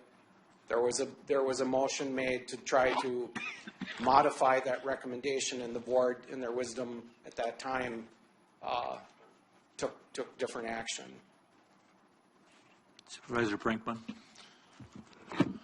I'm in favor of this motion, and I also want everyone here to know that I am fully in favor of an assistant county administrator position. My question is what do we want out of that position? I guess I'd like to see a job description, because what if something happens to Pat? I mean, Pat, I'm not wishing ill will on you or anything. I'm not, but what I'm saying Patty's is... sitting right behind me, so you're making me a little nervous. Patty, we can use one of the more expensive body bags. You have my permission. That nice one that we picked out. But I guess, in my opinion, to compare someone going from a maintenance worker to a welder, to compare it to the same as this, is a little bit far-fetched. I look at it this way. If we're going to go out and hire somebody for this position, what requirements are we going to have? What degrees do we want to have? Those are the things that I'm more concerned about. I very well see the need for an assistant administrator. What I want to know is that if something happens to Pat, again, not wishing any ill will on you, is that the county can seamlessly move on, whether it be, retirement, whatever. So I'd kind of like to see that job description when it's done, please. Can we have a call for the question? Yes, good. I think it's time to vote on this, and I'd like Cindy to read back the amendment I would motion, like to request because it's fairly read lengthy. the motion back. I'd be happy to, Cindy. Thank you. Number one in the motion is to send the position request for assistant administrator back to the administration committee. That's number one. Number two, if the administration committee considers the question about whether or not the position is necessary and votes that it is, passes that recommendation to the full board. At that point, if the board approves the position, we further request the admin committee to develop, along with Dr. McGrath, a job description which includes qualifications for the position, followed by a posting for the job. And finally, Ms. Iliak to remain on the grid where she is now. And I would just comment, not as part of the motion, that this is not in any way intended to be commentary about Ms. Iliak's work, its quality, its amount, or anything else, but is simply a question about process and allowing us to have a little bit more clarity about exactly what the position entails. Thank you. Now we have you've all heard the amendment. I have a clarification about the motion. So, you indicated where she's at right now. Does that mean assistant administrator, or what she's being paid today? Because that'll be a question. The motion is not intended to affect Ms. Ziliak's pay or her position on the grid. Okay. If her position on the grid as of right now is at the assistant administrator level, then I think we have to leave it there for the moment. So Supervisor. Can I the clarification, I'm looking for a This- clarification. Supervisor, I believe we have gone back into the motion, so I don't think it's open for discussion. I think we have to, this was just a clarification. I believe we have to move forward with the vote on this at this time. She's asking for. I, He actually can ask the question. One member can't force a vote. Okay. So he can ask it. Go ahead, Supervisor Nelson. If you're going to go with the pay thing, here's my clarification, my question. The person has not been moved to this position, so they would not be funded at that position. They should be funded at the position they currently are at. By us saying that should be the person will be funded at that position, then you're basically saying that they're the administrator, assistant county administrator. So I would say that, in clarification, I would hope it would be the current pay grade on the grid as senior management analyst. Does that make sense? Okay. That would be That doesn't exist. Because they put the cart before the horse. Because we haven't never really approved the position. True? I'm not sure on, I just can't stand here and say that we put the cart before the horse. I need clarification on that, Supervisor Nelson. Because we have not, in my mind, we went and approved McGrath's study. But as of January 1st, the way I look at it, that's when the assistant county administrator position starts. along with all the other positions on that list at a higher compensation rate, which is all included in the budget per board direction. Point of order, are we looking at an amendment to his motion? I thought the motion was clear. That would be helpful. I mean, Because he was clear on his motion. She would say they're existing, whatever her existing is, and she would move to that next, to the McGrath study wage for her position. yeah. I believe that's what. Well, I think the intent of the movement, which I inquired, was that she would be placed at wherever she would be placed at McGrath temporarily, pending this referral back to the administration committee. And if you want to clarify that, or change that, perhaps you should do that in a motion to amend the amendment. Mr. Chairman, if I could just briefly, my response to Corporation Counsel Cox had to do with saying this motion is not intended in any way to penalize Ms. Ziliak by changing her salary or benefit package or anything of that kind. If right now she is being compensated as a senior management analyst, then the intent of the motion is that that's where she stays. If right now she's being compensated as an assistant administrator already, then she should stay there. None of the salaries have been adjusted, so the salary adjustments are for all the positions that are affected by the McGrath study will be adjusted January 1. So to clarify your question, Supervisor. I think the movement has clarified or re-clarified the motion, so her pay would essentially be status quo until this matter was settled through the process indicated in the motion. Does everybody understand now what the amendment was motion, so we can vote? Just want to make sure everybody understands. Okay. And I'm going to call for the vote.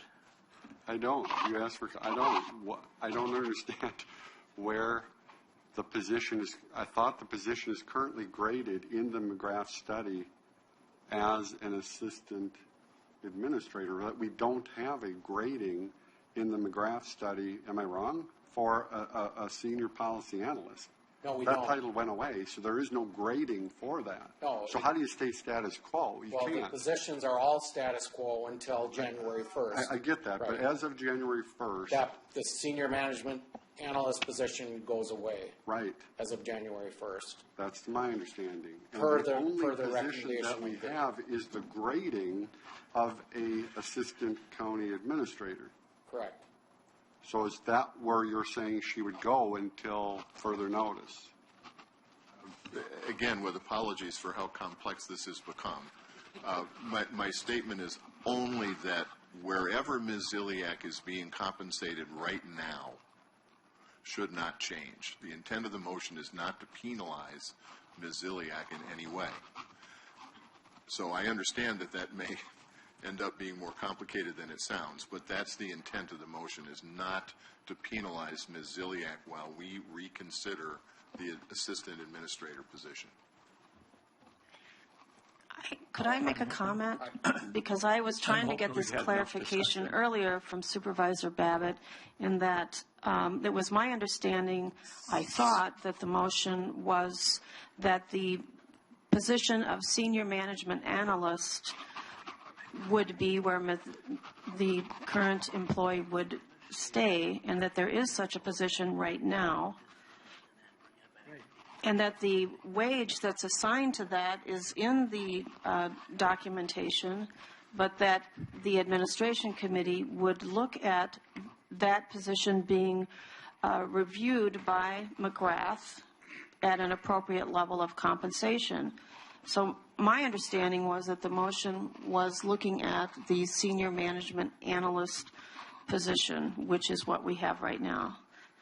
So I'm really not clear what Supervisor Babbitt. Dr. McGrath has looked at the position and analyzed it and has made a recommendation for the appropriate title and the appropriate classification and pay, which was part of the study approved by the board. And so my question is to my fellow supervisors, Supervisor Babbitt, and we need that clarification before we can actually vote.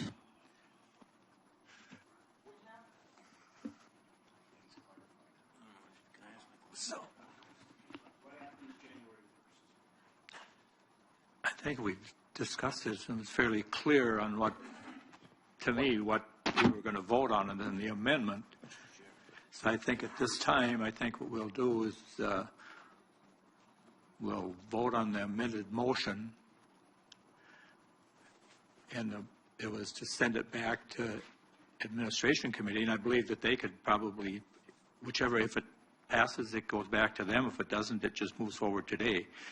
So I think at this time, we'll just vote on this and be done, because we've had a lot of discussion on it. So let's just move forward and we'll vote on it.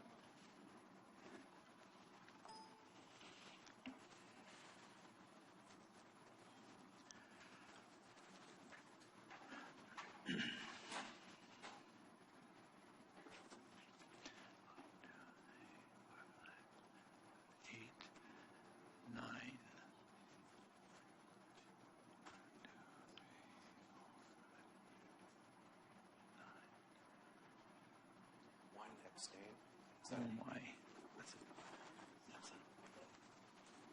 9 and 9 with one abstain. What? It's 9 and 9 with one abstain. Right?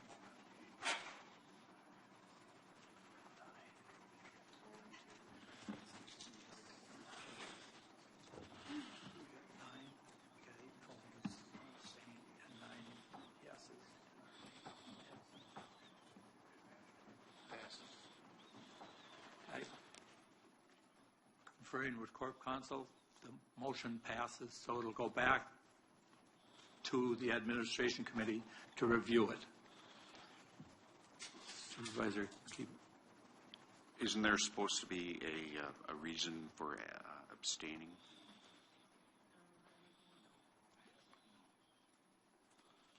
I'll give a reason if you want the reason, but I believe we had, I've been called to the carpet on that one before.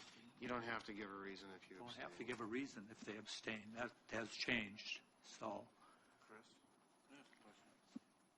Yes, Supervisor Osnes. Scott, is there a possibility that the admin committee could bring their recommendation back at December, and if that time we voted in favor of the position, we still could plug that in effective December or January 1st? We can amend the budget that we did today? I think that we talk about process. I have a question about the process. Of how this will come back for decision-making based on the action that the board took with approving the McGrath study. I'm concerned with the process that we've outlined here, and I'm not clear. Can I confer as to whether this vote is, and can we take a recess? We can do that. Yeah. We'll take a recess for 10 minutes while Corp Counsel confers on this, and then we'll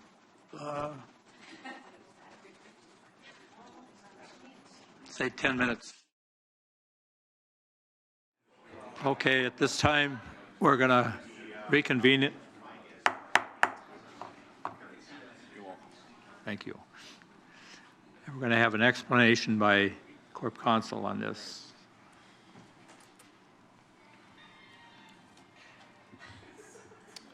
And now for the musical introduction.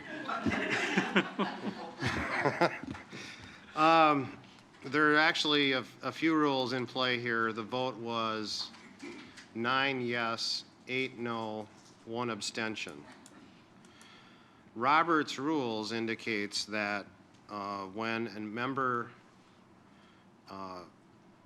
abstains, you don't count that for purposes of calculating whether there's a majority of individuals to pass the vote. So under that scenario and looking at Roberts solely, the motion passed. However, in the back of my mind, I knew there was something else under 5902 of the state statutes, which I believe would trump that specific Roberts rule. It's a question of which law, and I think clearly the statute trumps Roberts. It says, all questions shall be determined by a majority of supervisors who are present unless otherwise provided. Well, I don't think there's anything otherwise provided. However, there's some instructive case law that says when a member is required, legally required to abstain, then you don't count that person for the purposes of calculating a majority. Now, we don't know the reason for the abstention, but I'm presuming that Supervisor Kiesler wasn't legally required to abstain. And perhaps we could request Supervisor Kiesler, if he so chose, to explain, but he's not required to do so. I am not legally required to abstain. All right. I abstained because I don't believe that it was, the question was, or the motion was clarified to my ability to render a vote. If it were explained in one way, I would have voted yes. If it's explained another way, I would have voted no. So my only option was to abstain. Okay. And there's one additional rule that the board could enforce, but I think it's up to the board, and that rule is every supervisor present when a question is put to the county board or when the supervisor's name is called shall vote unless otherwise excused by the board. So without the enforcement of that rule, which could be done, I suppose, through a point of order if someone chose. It results in a tie. So it's 9 votes for passage. That's not a majority of the supervisors present, so the motion fails.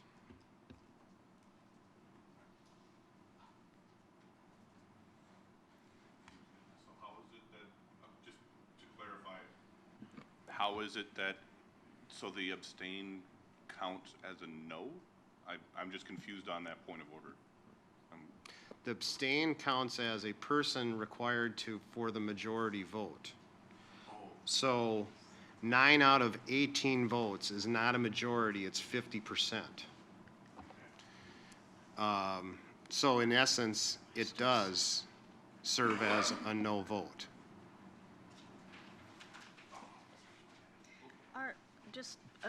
Just clarification again. Are you saying, though, that the board could demand that Supervisor Kiesler vote one way or the other, if we so? You can demand that he votes, you can't demand that. Demand that he vote?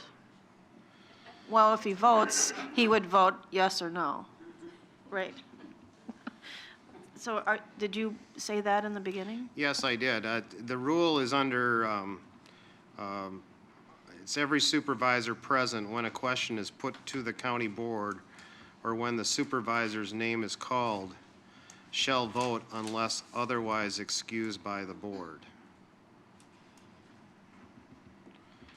So he wasn't excused, right? He wasn't excused, so we would have No. to vote? So if he wasn't excused, do we have to have a vote then? So if he's not excused, He's required to vote.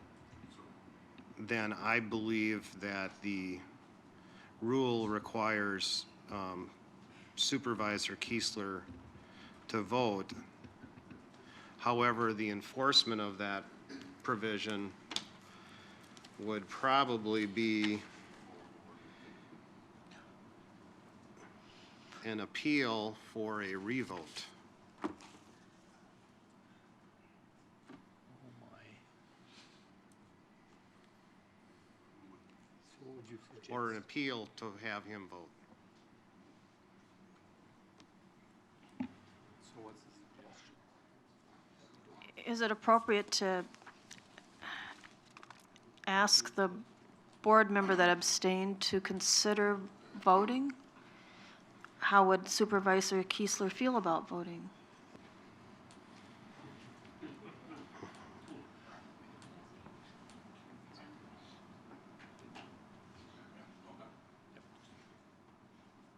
I'm waiting on an opinion.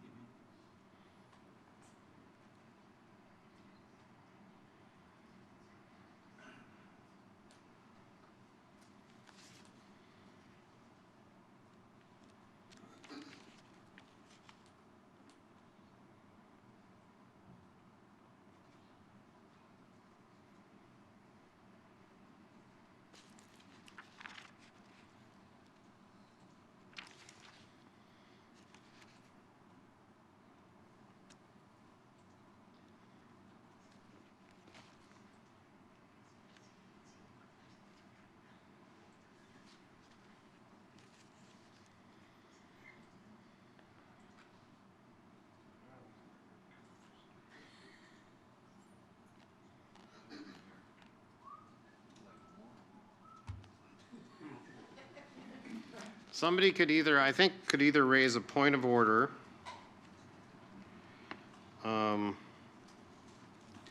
requesting the chair to enforce the rule that everyone vote. Point of order. I'd like to request the chair to require that all supervisors vote and that Ron Kiesler be given sufficient clarification so that in his mind he'll know how he can vote yes or no. Okay, so do we have to have a point of order? We don't need a vote, right? That's ruled on by you. Okay. So So It's- either you grant that point of order or not. Well, I'll grant that point of order just so we do that, and then to inform Ron better of the way the amendment motion was done. So we'd have to go back to Supervisor Babbitt to repeat that so that we can. Mr. Chairman, if I could, request that the county clerk read back what she has, that may be clearer than what I have on my Yeah. piece of paper in front of me. I'm not sure, but. Should be good. I have a motion by Supervisor Babbitt, second by Supervisor Nelson, to send the position request for the Assistant County Administrator back to the Administration Committee if the administration, let me see here. If the, just a minute. For the administration to consider the question, is the position necessary? And if the administration committee agrees, passes it forward for recommendation to the county board. And if approved, the position is the further request is to send it back to the administration committee for a job description, including qualifications, posting for the job, and Ziliak remains on the grid as is now. Does that sound correct, what you have down? That's as I had it, Mr. Chairman, yes. Okay. So Supervisor Keesler. The as is now, that's the issue I have. The as is now, as I understand it, is that the position is graded as an assistant county administrator. As is now in the McGrath study, as is now in the pay grid, it's a senior policy analyst. The problem that I'm having is that as of 1/1/16, that goes away. McGrath did not grade that. So what is it as is now? As is now will not exist as of 1/1/16. So that's my dilemma. How do I vote? If I'm simply voting on the title to be reconsidered, I would vote yes. Let's reconsider the title, decide whether or not we need it in the organizational chain. But if I'm voting on, she will not be, I can't remember how you said she will not be disadvantaged. Well, as of now, she's graded to be in the assistant administrator. So to not disadvantage her, we would move her to that level. So which is it? As is now, there is no position that will be in effect as of 1/1/16. So then I would vote no. That's why I can't vote, because it hasn't been clarified sufficiently to know, are we simply voting on the title and allowing that position to move into the assistant county administrator's pay grid, which is the only grid that's been graded, or are we creating a grid that doesn't exist in the McGrath study as of 1/1/16? Once someone can clarify that for me, I can vote one way or the other. Mr. Chairman, if I could, Yes, Supervisor Babbitt. the intent of the motion was that the motion not penalize Ms. Ziliak. So perhaps the clarification of how is she being paid right now is more the question. If she's being paid right now as an assistant county administrator, then I would be reluctant to make a change to that, even though I disagree with the position issue that we've talked about. If she's currently being paid as a senior management analyst, then that's where she stays. And I believe I've clarified that. Thank you. Thank you. I believe And if you wouldn't mind, Mr. Administrator, making sure that Ron is clear about the comment that you made regarding that, because it sounds as if there's confusion as to the grade and the grid. No, it's that as of 1/1/16, there is no senior policy analyst in the grid. Correct, but. So how does she get paid as she is now? Supervisor Chao. I see what the problem that he is seeing is if this position goes back to the admin committee, and admin committee decides that this position is not needed, there is no position. We would have to create an exception in the grid. And that, I believe that is the issue. You're Correct. looking Thank forward you. and saying, Thank here's you. the issue that I see, is that if we do not move forward, or if we decide not to move forward with this at the admin committee, there's nothing to come forward to the full board. Now we have an exception in a grid that we have fought hard not to create exceptions for. And it was completely Thank you. created by this board. Now it's back to Mr. Keesler. So now it's back to If him. we approve the budget today, that would include the senior management or the assistant administrator's position. Include whatever's in there. Right. And that's not in So there. you're So actually now I can approving, answer you're on the vote, approving, correct?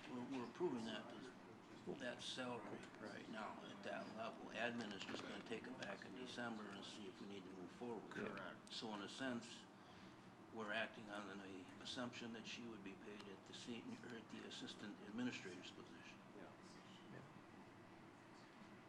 So now I can ask Ron to vote. Correct?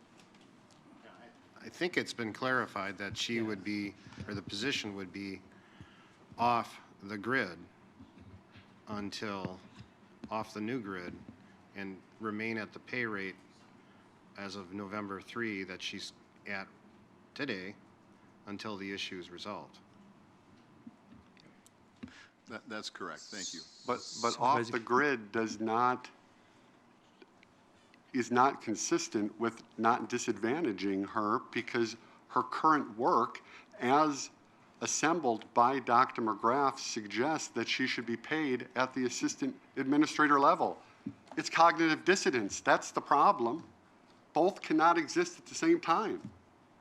Okay. But Supervisor Keesler, both won't exist until January 1. Correct? January 1 is when the flip occurs and the senior management position disappears. Correct. At least as Dr. McGrath's study is written now. And what I'm trying to state is I want Ms. Ziliak to be compensated as she is being compensated today.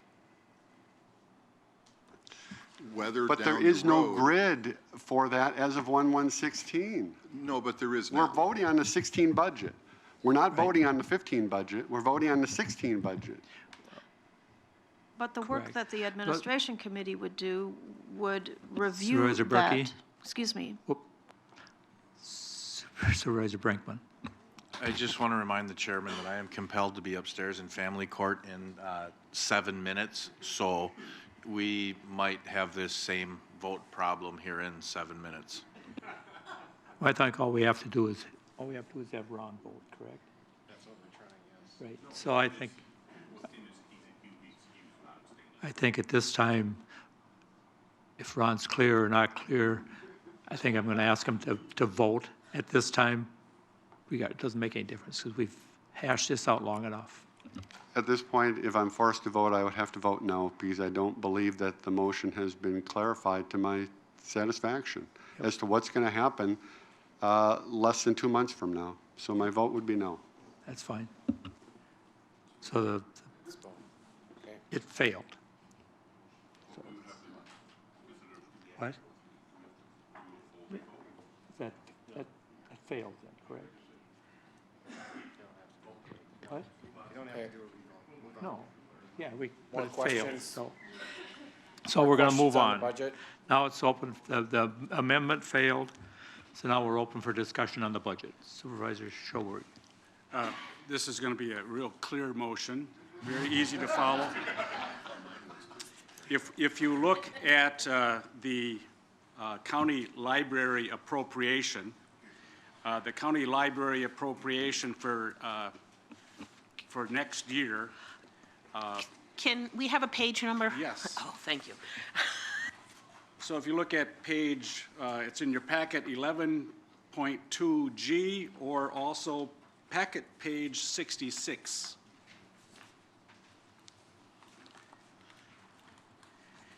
And if you look at the bottom of that page, you'll see that there's a number of columns that speak to how much the county would be paying for rural residents. So this is our county appropriation for the library tax. The third column from the right is the 100% cost of rural circulation. And our administration committee and this county board have consistently offered 100% cost of rural circulation. So we're not trying to obtain services from our various libraries at a discount. We're fully reimbursing those libraries. If you look at the bottom of the page, it states that, however, if our rural residents visit libraries outside of our county, for some reason, we don't think we have to pay the full cost of that service, and we've decided to just pay, and we've only paid 70% of those services over the last number of years. The amount that we would send out to other counties and their libraries right now stands at $28,505. You see that? That represents 70%. If I divide that number by 0.7, it then increases it to $40,721, or a big increase of $12,216 if we want to treat libraries outside of our county with the same consistent pattern as we're treating libraries within our county, with, of course, the exception of any libraries within our county that have special circumstances arising. Supervisor? So I would like to make this motion that... Is your microphone on? I'm sorry. Start again. Start over? No, I won't do that. Again, I'd like to make the motion that we increase our support for the libraries outside of our county from a 70% funding rate to the full 100% funding rate, which would cause an increase in our county library appropriation of $12,216. I did look in advance of all the exemption requirements, and I found, at least on my preliminary review, that all of our municipal libraries, including the joint library, would not be adversely affected by this slight county appropriation increase. Do I have a second to that motion? An amendment? Open for discussion. Supervisor Peterson? Now it's open for discussion. Supervisor Osnes? Supervisor Schulberg, if the counties that are outside of St. Croix County all agree that they're funding their particular libraries at 70%, why would we return an extra 30% to them? We're not paying the counties, we're paying those libraries. So we have our rural residents who are going to our neighboring libraries, and if it costs that library $3 to supply that book, I think we should be consistent with our policy here and pay the full amount so that we're not asking other libraries to subsidize the use by our residents. That's why. Supervisor Peterson? My question, Roy, is a little selfish thinking maybe here, or fuzzy math. I don't know what it is. But if, our county, we're responsible to our residents of our county for our libraries, and I understand the funding of that.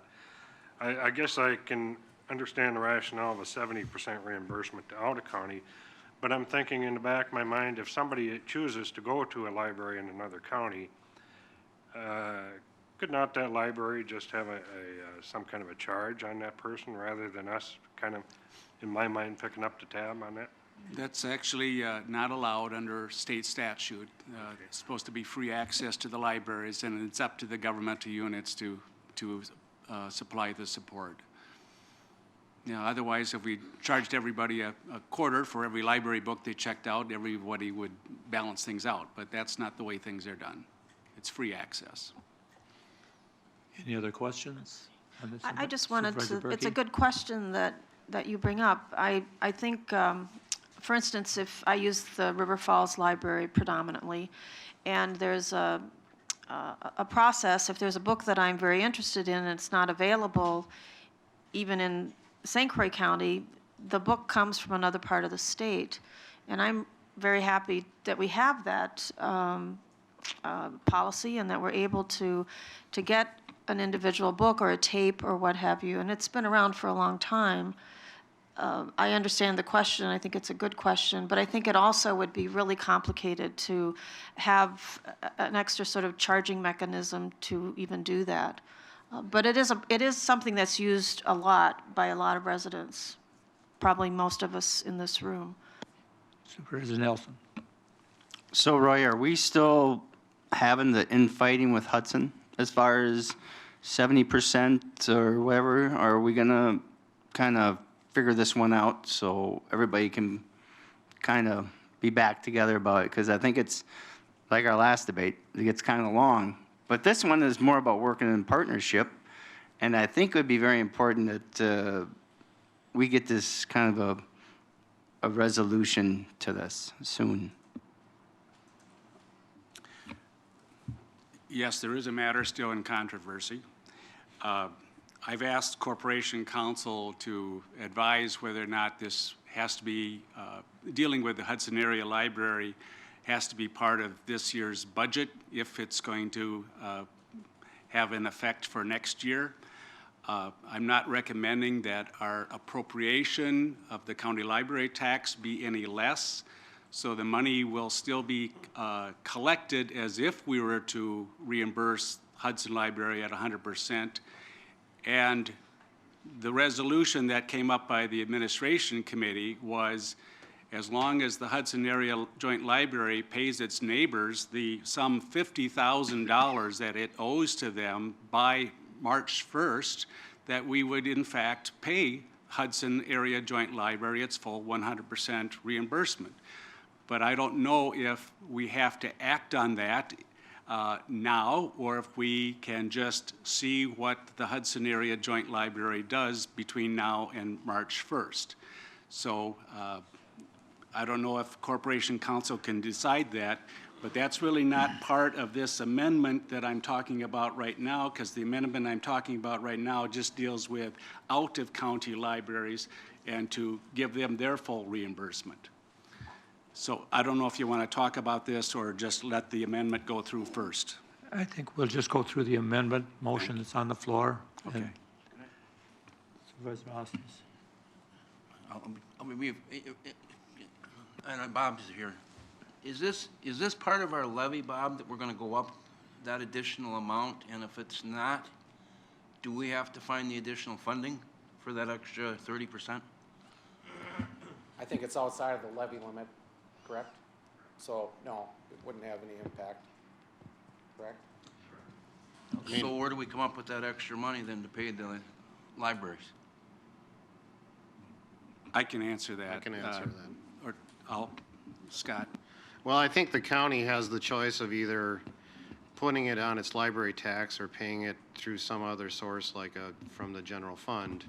Typically, these library payments are the revenue is through the library tax, so that would be and that is correct. It's outside of our statutory levy limits.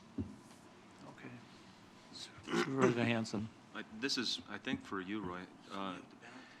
Are we being reimbursed when citizens from other counties come to St. Croix County? Are we being reimbursed at what rate from most counties around us when that happens?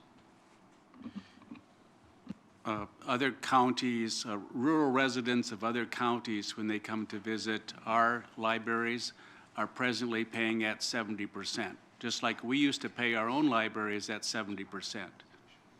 But a few years ago, the administration committee looked at that and said, well, that doesn't make any sense. We're forcing others to subsidize our activities. And so, sure, we're a leader in this, and why not be? So the plan then would be to say it doesn't make sense to shortchange libraries that we frequent, and so let's go ahead and pay them at the 100%. But that's a fair comment. Any other questions on the Supervisor Peavy? Yeah, I just want to remind everybody that we're talking about rural residential. Again, it's property tax based, so it's not resident based. So every acre, every pasture, every cornfield pays library tax. So the whole tax isn't fair, and I haven't had time to do the numbers, but I'm sure rural residential, if you did this per population, you would find that rural residentials are paying a lot of library tax because, again, it's property tax based on the whole township and not on the resident. So it does get to be burdensome. 2 years ago, the town of O'Galley's library tax cost us more than it did for fire protection. So, you know, as we move forward, we got to consider where the source of this money is coming from. It's not coming from every resident. It's not coming from every household. It's coming off the property tax base as a separate charge. Any other questions?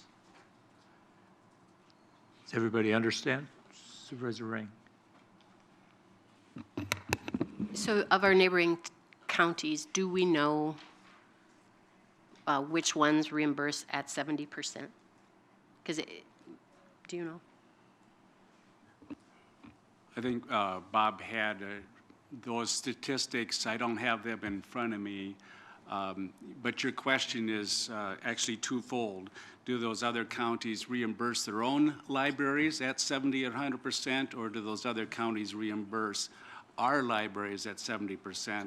I can probably answer the second part of the question, that we would be a leader at reimbursing at 100%. And let me just add to your point, this tax is levied against rural communities. So your point is very true, that it does impact the farming community.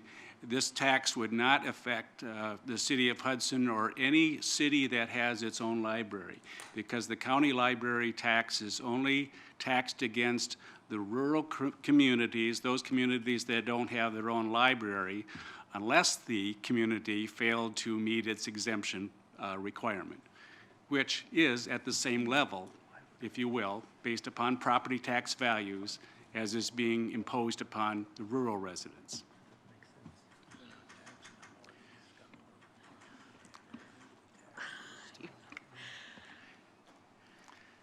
Supervisor Octorell. Okay, I don't mean to open a can of worms, but does that mean if you had thousands of people from the areas that did have libraries take books out of non-county libraries, that they wouldn't have to pay anything and the rural residents would have to pay for all that, even though none of them took any books out?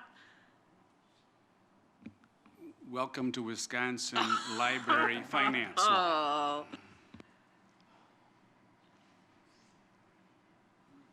The answer is yes. So, Any other questions? so Supervisor Berkey? my only comment is, based on this information, and I've heard Supervisor Peavy mention this before, I also have farm property. Is there, do you know, Supervisor Schoberg or Corp Counsel Cox, if in the pipeline in the state that there might be some changes forthcoming statutorily so that rural population folks are not penalized for the use of the library? I'm not aware of any pending legislation, and I don't know if I'd use the word penalized for using libraries. It costs money to have a library open and offer programs, and it is what it is. Well, it's an unfair funding mechanism, but maybe it's something in the future that we can, as a county board, develop a resolution to at least introduce it or present it to our own legislators.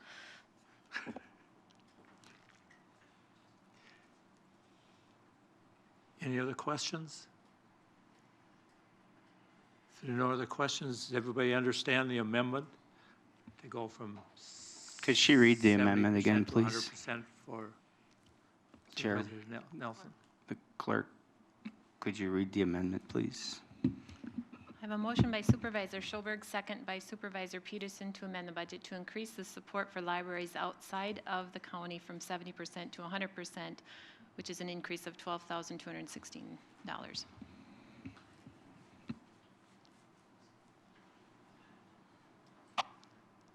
Does everybody understand that? So that's an amendment. So if there's no further discussion, we'll vote.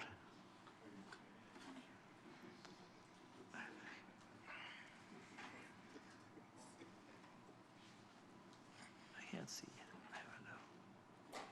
Pay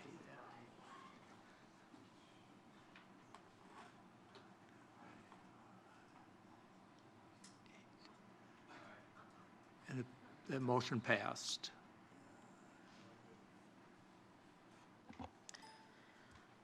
I have another question since we're on libraries, and all of us received correspondence from Jeff Johnson, who's the chair of the Town of Hudson Board, via the clerk. I'm wondering if you had an opportunity to take a closer look at that, Supervisor Schoberg, and let us know if the numbers were right on or if it was just a misunderstanding. Supervisor Schoberg, did you have something to say? I can enter my own defense on this, or since this was actually a complaint that came to the county, I have asked our financial officer of the county to speak to the issue. I believe I was only trying to provide our financial officer with up-to-date information, and I did provide accurate information. And if anybody listens to my comments at about the 3.13-minute hour of that public hearing, you would know that I said, if the numbers are correct from Bob's report, then it would appear that 2 of our towns have not met the exemption, but there was a big if, and I also said that Bob should be clarifying that information, and I think he has now. And as soon as I learned that the town of St. Joseph had promised a larger dollar amount than was posted on Bob's earlier report, I brought that to Bob's attention. I can't speak to why they're so upset about what I had to say, because if you listen to my whole comments, it's pretty clear. So Bob, if you would. Yes, Mr. Chairman and Supervisors, Supervisor Schoberg is correct.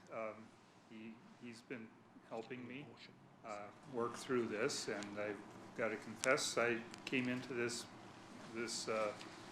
library exemption thing kind of late and I didn't even realize that it was there until I started getting some emails about it.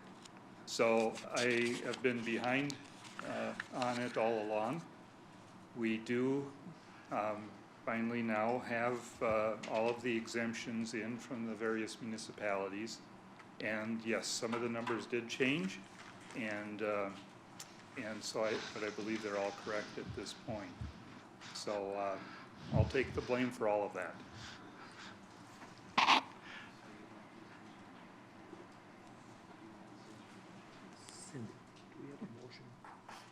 Thank you for that background. I need a motion on the floor for the resolution adopting 2016 budget and approving other expenditures. That's in. What? We're in discussion. We've already had a motion. We already had that motion. Okay, so that's why we're in discussion. That's why I asked you. Discussion? I got a quick question. Just looking at the summary and everything else in the budget, it seems that we have an increase in our budget, but the largest driver of that increase has been debt services, basically taking out bonding for the nursing home. Am Am I reading this right? In the summary? On packet page 30. And it's just an overall, and that one there. Yeah, if you look at this, our operating levy is up slightly from, I believe it's from 26.8 to 27.2. Our debt service levy increased from 1.5 to 2.1. And then the special services levies, which we just talked about with libraries and bridge aid, is down slightly. So the overall county tax levy is up a little over 3%. If you factor in our growth in equalized value of 6%, our actual mill rate lowers. Our actual mill rate is down 2.6%. Based on the modest increases in operating levy, an increase in debt, but our equalized value has made up for that. So I don't know if that helps. No, I just wanted to clarify that. The largest driver of our increase has been, even if you just do the basic math, we have $650,000 increase in debt services and roughly a $430,000 increase in operating costs. So I just want to point out that more than likely also going forward, it's going to be debt services and not county operation that is probably going to drive up. And that's going to be completing projects for 911. It's going to be completing the health center. And that is I think that's something that we as a county should be proud in investing in. Is the overall health of the county. Correct. And I think our capital improvement plan as presented, although, we have to still work on how it's funded, I think we will continue to see some increases in our debt service. But our overall operating levy, I think we've done a good job of maintaining that, so. Supervisor Keesler? So Pat, I thought at the committee of the whole, we talked about a small tax increase. I think Roy said something about 50 cents per month for the average home or something. This would indicate that it's actually a decrease in tax levy or not. It's actually a very modest 0.65, less than 1% increase. If you see the median home value in the county, the taxes on that would increase $6. So the numbers haven't changed since the committee of the whole? They have not. Okay. No. So what is the overall increase in real dollars? How much of our budget is out of balance to keep it at a 0% increase on the mill rate? To keep it at a 0% increase, we're actually below. We're at 2.6 decrease in terms of the mill rate. Right. So property owners are going to see a tax decrease as a result of this budget, not an increase. Valuation increase has offset the overall increase, but there still is, I don't know, Bob, can you explain how that works? But there is a modest increase on the median home value. Go ahead. I think the way I would sum it up is that the equalized value has gone up, and that results in the decrease in the mill rate. I think the important thing to recognize here is that with the levy limits being what they are, the only increase that can take place is for net new construction. So we're adding some net new construction to the tax base, and they are now paying for that increase. There was also about $8,000 of tax increment district that their life came to an end, and so they've been returned to the general tax rolls. And so about 420,000 of net new construction and about 7,000 or 8,000 of tax increment is what the operating levy is going up by. That answer? Well, can we get to a zero increase on the average property tax owner I think that's without pretty much- breaching the 35% general levy limit that we're looking to, 25 to 35%? We're at like 48, 49%, right? So we are above our own policy on that in reserve. And so what I'm trying to get at is the average homeowner going to see an increase or a decrease in their property taxes as a result of our budget? And it sounds like they're going to see a modest increase. They will see an increase as a result of the debt service. They should see no change as a result of the operating levy. Okay. Now, that's not to say that individual homeowners, as their equalized value shifts, and, you know, one homeowner might see their equalized value go up more than someone else, and so that pie is going to get distributed slightly different. Mm-hmm. But no, there shouldn't be an operating levy effect on any homeowner. Okay. On average. And then to Jill's comment, you would be looking to address our overall fund balance, if you will, at a later point so that we could try and get to some understanding of how those additional dollars are being held. Because I'm concerned that the average taxpayer sees a growing, if you will, bank balance, to put it in kind of general terms, as we are creating debt service kind of increases within at the same time, and why wouldn't we be using our surpluses to offset that? Yeah. Particularly since that is kind of a static number. It's not like operating expense. It's pretty much fixed cost. In respect to my comment earlier, which I was out of order in making that comment during public comment, but I would like, with respect to what we have as unassigned cash or fund balances, which currently my understanding is we're about at 45%, can we consider looking at a policy that would reduce that, say, whether it's 35 or 40%, look also what other municipalities currently have in larger cities, counties across the state.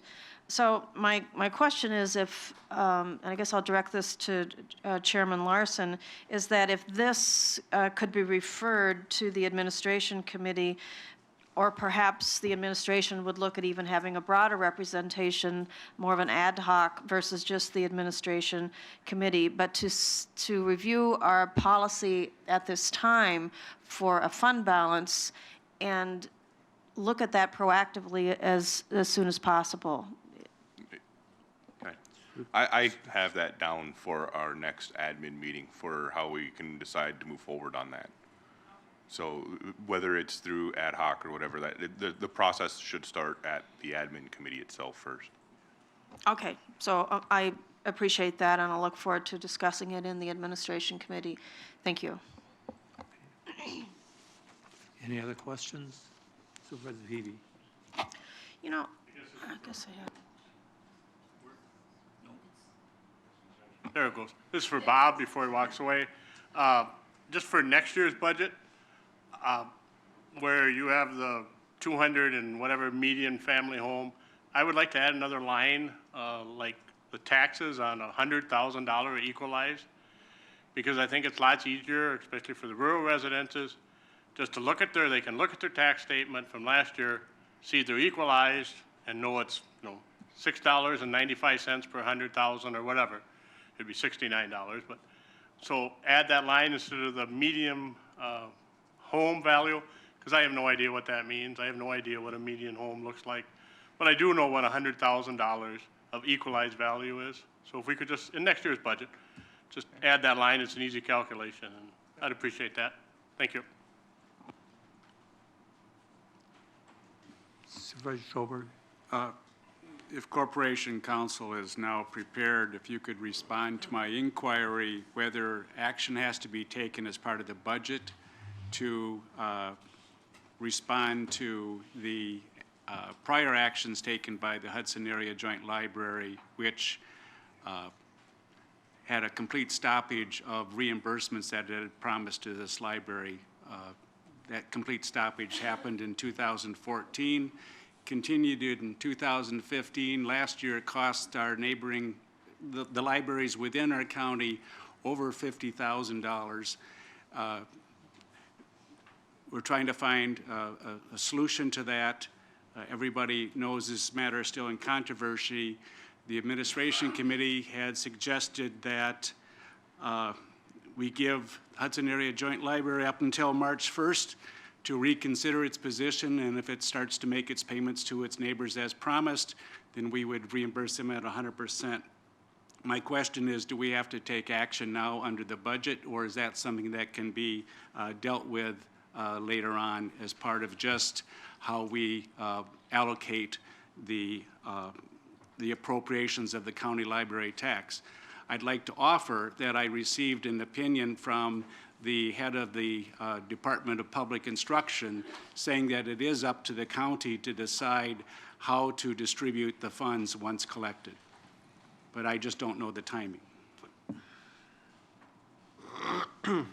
I see nothing in the statute, either 4362 or 7062 or provision in Chapter 66 that would prevent the county from a course of action in which it appropriates or levies a tax consistent with 100% reimbursement, and then later decides prior to March 1 to reallocate that reimbursement so long as it's made for library purposes. I think Mr. Schoberg understood that. I'm not sure that, so basically, so long as the money is spent for library purposes, I think that the county can decide at a later date if it's going to reallocate that. Thank you. And in light of that, I don't think any further action has to be taken today with respect to the Hudson Area Joint Library's decisions. Supervisor Ring. I would encourage the new library committee to maybe engage others in the conversation about that. I would like to see, if it's going to be discussed, the admin committee did make a recommendation to reduce it unless the reimbursement to the joint area library to 70%, unless they paid. But I would just like us to have a proactive, positive, effort to try to get them there. And I would like to see that. I'm glad that we're not talking about it today in the budget process, because I think it's a policy discussion that I think should be on, on an agenda item on a board. So I'd appreciate that.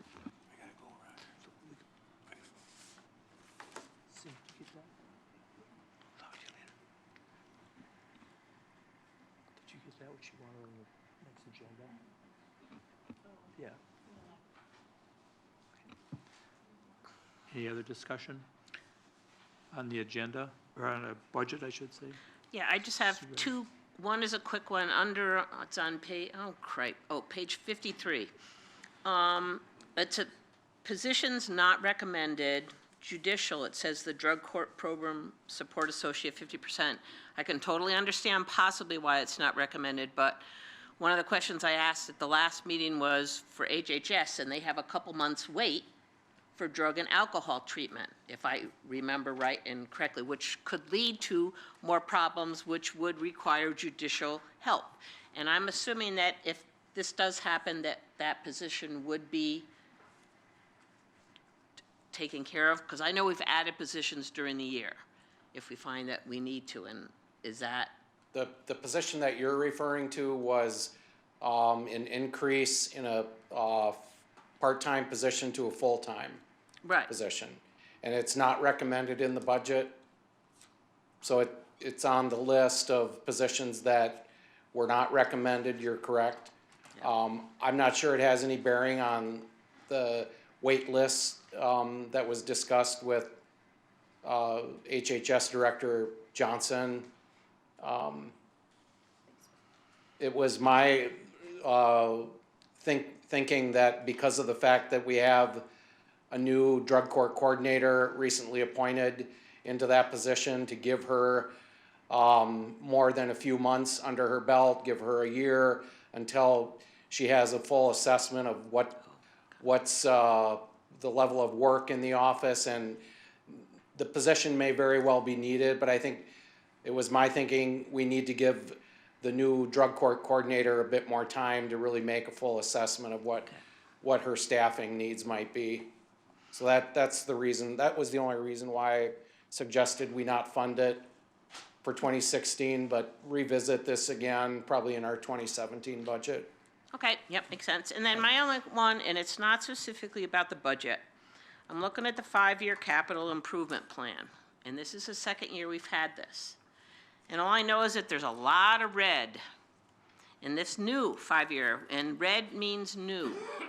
I hope at some point things are, and some of this, a fair amount of red is in the 2016-17, which means it should have been in last year's, except maybe people weren't aware of this, but I would appreciate a better, more thorough job being done for this capital improvement plan so that we're not hit with as many financial surprises as we were with this one. That, Well, I mean, correct, yeah. but if you look at a lot of those numbers you're referring to in red are in out years. It's not all being stacked up in 2016. No, but there's still a fair amount that's in 2016, and even, but I'm just saying that I can see a couple every year, but Yep. there's a lot in 2016, 17. Maybe departments weren't aware that this was happening or what they could include in it, but hopefully the communication will be such that there will be much less red in future years. Yeah, I agree. The 5-year, we're only in our second year of the 5-year capital improvement planning. We've never done this before, so yeah, and believe me, we're gonna have to go back through this now again prior to our December board meeting and start prioritizing which of those slated for the 2016 CIP are gonna have to be moved to future years in terms of funding. Thanks. But the good point, thank you. Any other questions on the budget?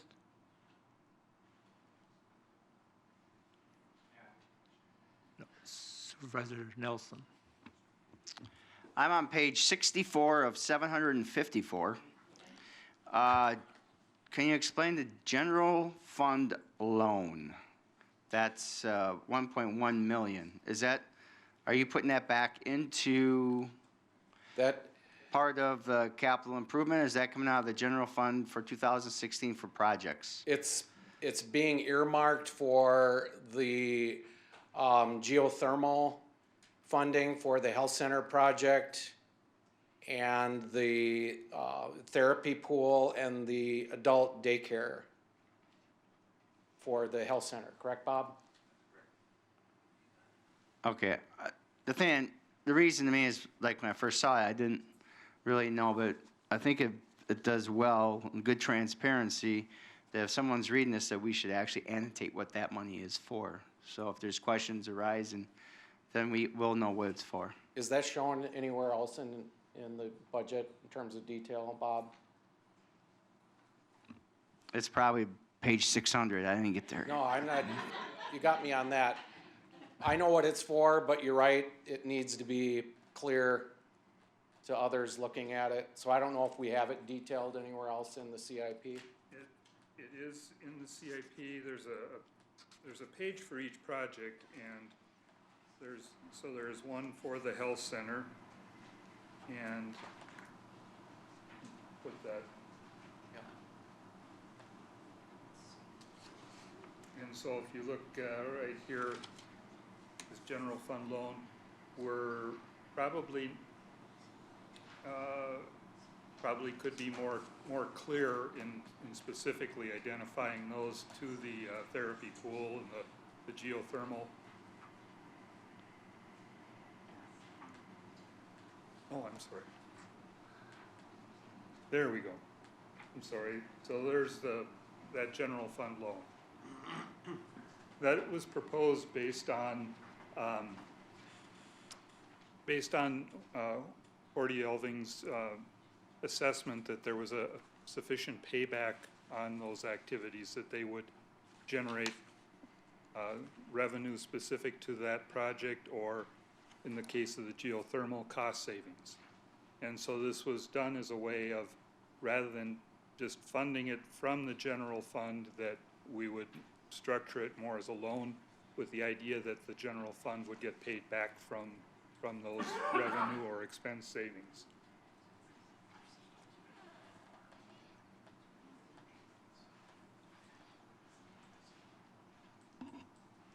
Any other questions? What page is that one on? That is, that page is out of, it's in the capital improvement plan booklet. I'm not sure what page it is in the packet.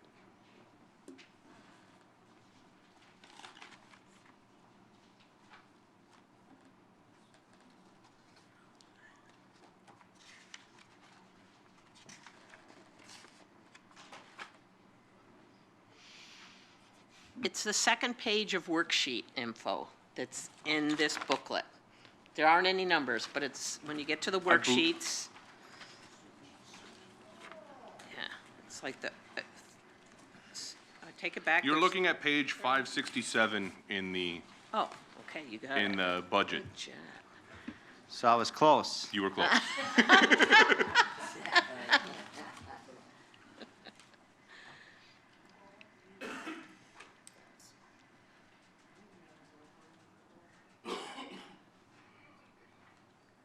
So do we have any other questions on the budget? Any questions? Everybody's satisfied with the budget that they have in front of them now? Let's, can we get ready to vote, Cindy? Just a quick question. We didn't have many amendments. Only one of them passed, if I remember correctly? One. One? Okay. Just wanted to make sure that I understood.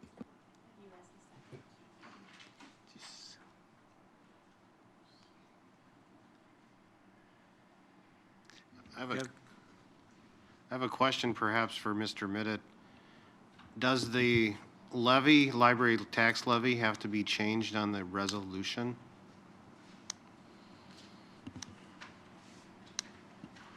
To reflect the amendment? Yes, it would. The special levies would be increased by that $12,000 number.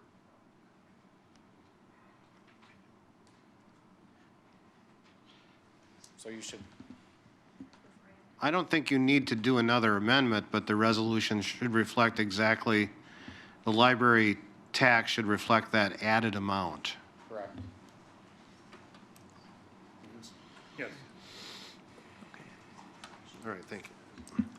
So we have a motion and a second on the floor to vote, to approve the budget, 2016 budget resolution.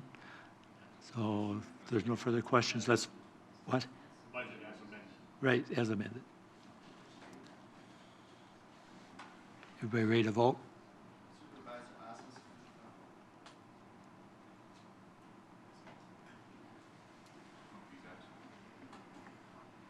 Problem? He's absent. Let's vote. What? Voting. The amendment.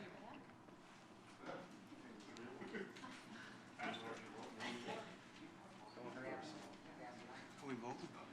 Yeah.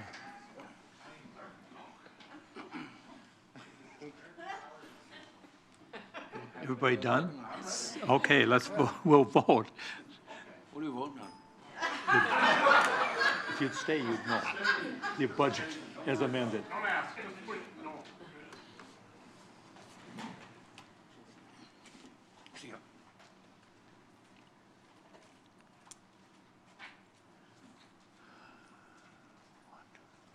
Three noes, the rest yes, one absent, so that passes the budget resolution. So we can now move on. Does everybody want to move on, or do you need a break at this time? We're okay, we'll move on then. Resolution approving library expansion for 2016. We have a motion to approve. Supervisor Schoberg. Make that motion. Seconded by Supervisor Trotner. Open for discussion on the floor.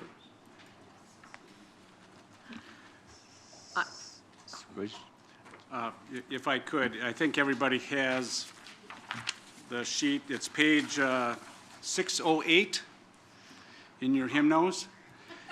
And the numbers that are on this sheet, if you look at the bottom for the, at least the numbers for the 4 municipalities of the Hudson Area Joint Library now accurately reflect the actual contributions made to the library in 2015. But the proposed municipal library appropriations for 2016, some of these numbers are, and this is the most recent sheet that was just handed out today. You have the accurate number from the town of Hudson. The town of Hudson reported that number as part of their action on October 22nd. So no wonder Bob didn't have the right information before. The city of Hudson still doesn't have its final number in. There's talk about a 5% increase. There might have been a motion made at last Monday's meeting for a larger increase, and I hope there is. But I think we've had reasonable assurances from all 4 of those municipalities that they will put in enough in order to at least meet their exemption amount. And so I think with that assurance, I will support this motion to exempt all 4 municipalities of the Hudson Area Joint Library, as well as all the other municipalities on this sheet. I got one question about that is, it says if 8 is greater than 7, but what about if it's the same? Because there's 3 municipalities where it's the same number. And it doesn't say equal or greater than, it says greater than. It can be the same. It what? It can be the same. Oh, okay, just wanted clarification. I think Thank it's you. equal to or greater. Okay. Any other questions or discussion? There's no further questions or discussion. We have a second, motion and a second on the floor to approve the resolution approving library exemptions for 2016. We're ready to vote.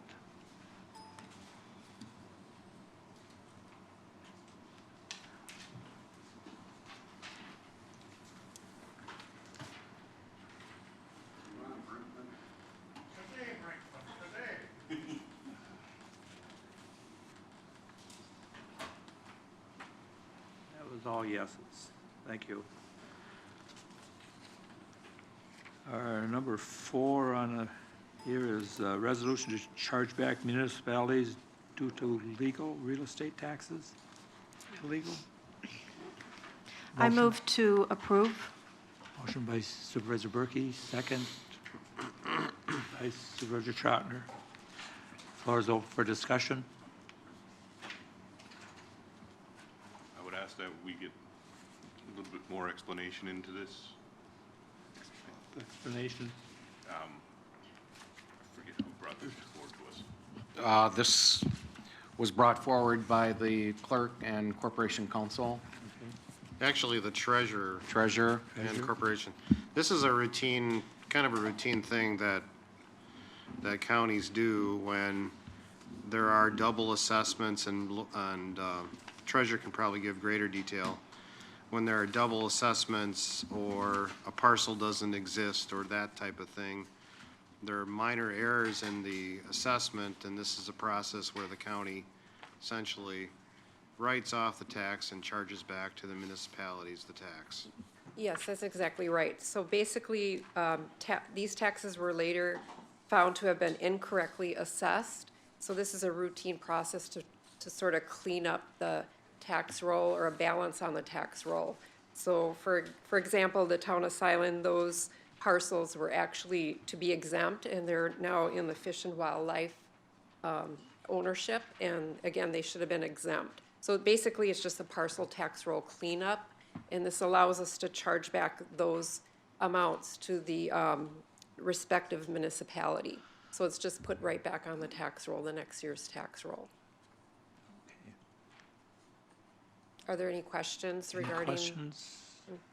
Nope. There are no questions? We have a motion and a second. I'd look for a vote on that then. Everybody ready? We'll vote.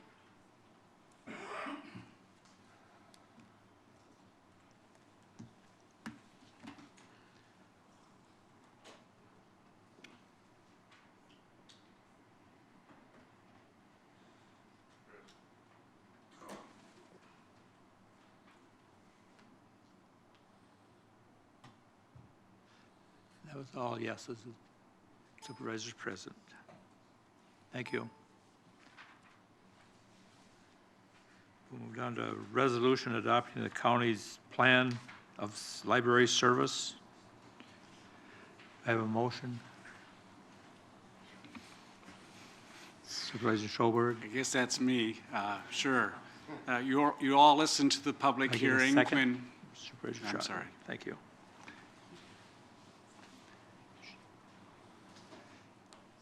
You all listened to the public hearing on the plan of library service, which was required. That occurred on October 21st. And following that, the administration committee recommended adoption of the plan of library service. And now I bring that to the full board for its adoption too. Okay. Are there any questions? Any other discussion? If not, Supervisor Nelson? Is this a no-cost item?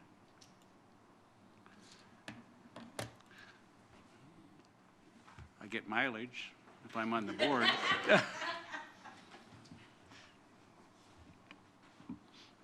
Yes. Any other questions? If none, we'll call for the vote.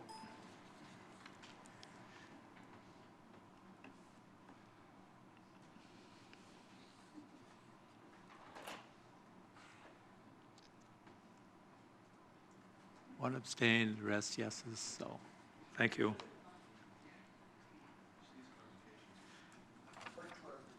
Number 6, we have resolution approving amendment to the Town of Hudson zoning ordinance, 3.002 acres, CSM 6-1726, 650 Breaky Drive. Motion to approve from Supervisor Ring. I have a second. Supervisor Hanson. Discussion? Supervisor. A brief background, I think it's a pretty straightforward request. This request comes to the board from the Community Development Committee, its recommendation, and it's based on a recommendation from the town of, from the town of Hudson, for the rezoning of a 3-acre parcel from commercial to commercial light industrial. The town of Hudson has its own zoning ordinance, and as part of that ordinance, any changes have to come to the town, to the county board for approval. Okay. And it was recommended by they had a hearing recommended by the Planning Commission and the town. Okay, thank you. Any other questions or discussion? If there is none, it's been a motion seconded, so we'll call the vote then.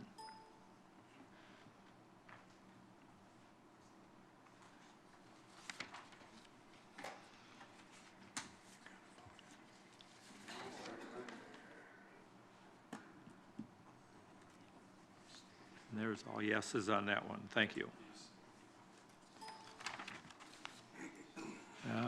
Number 7 is a resolution to repeal statutory provisions in the state of Wisconsin's 2015-2017 budget related to shoreland zoning standards, Section 1922 AM 1922L of 2015 Wisconsin Act 55. Do I have a motion from Supervisor moved. Ring? Approval. Second from Supervisor Schottner.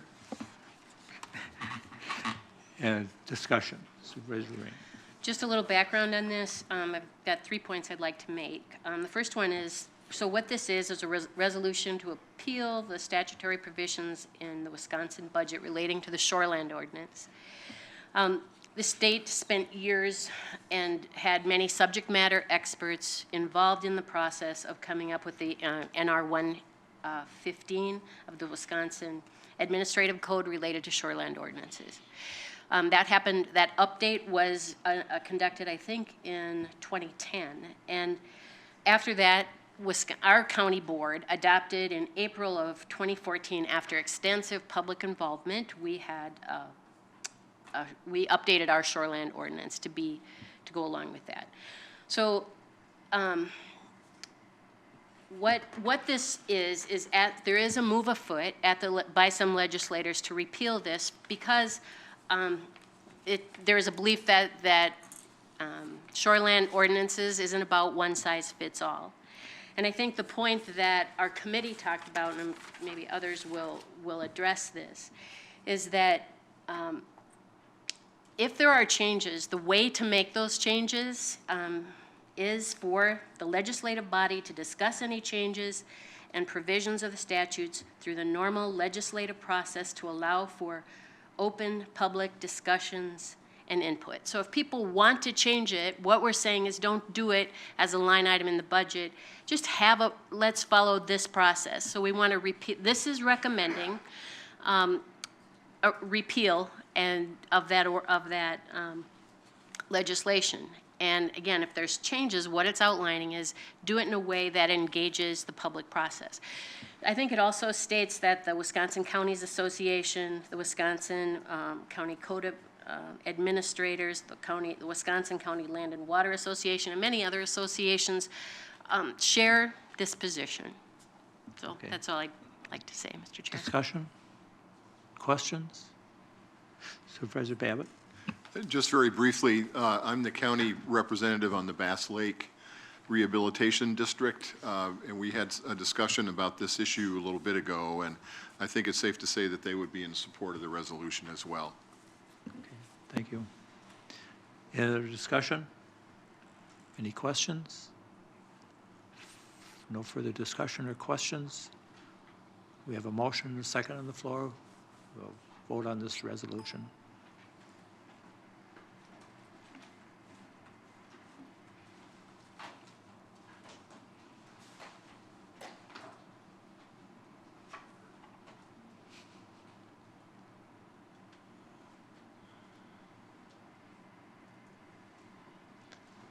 Three noes, and the rest are yeses, and 2 absent. Thank you.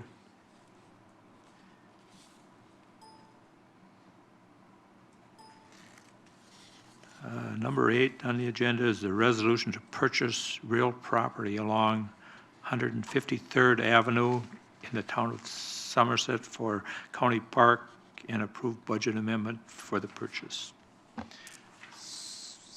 Supervisor Berkey is second. She made a motion. The second is Supervisor Ring. Who wants to lead the discussion? What? Second. You know, let's have Ellen talk about it, because she's been sitting here and needs to address the group. Can I have Ellen come up and discuss that?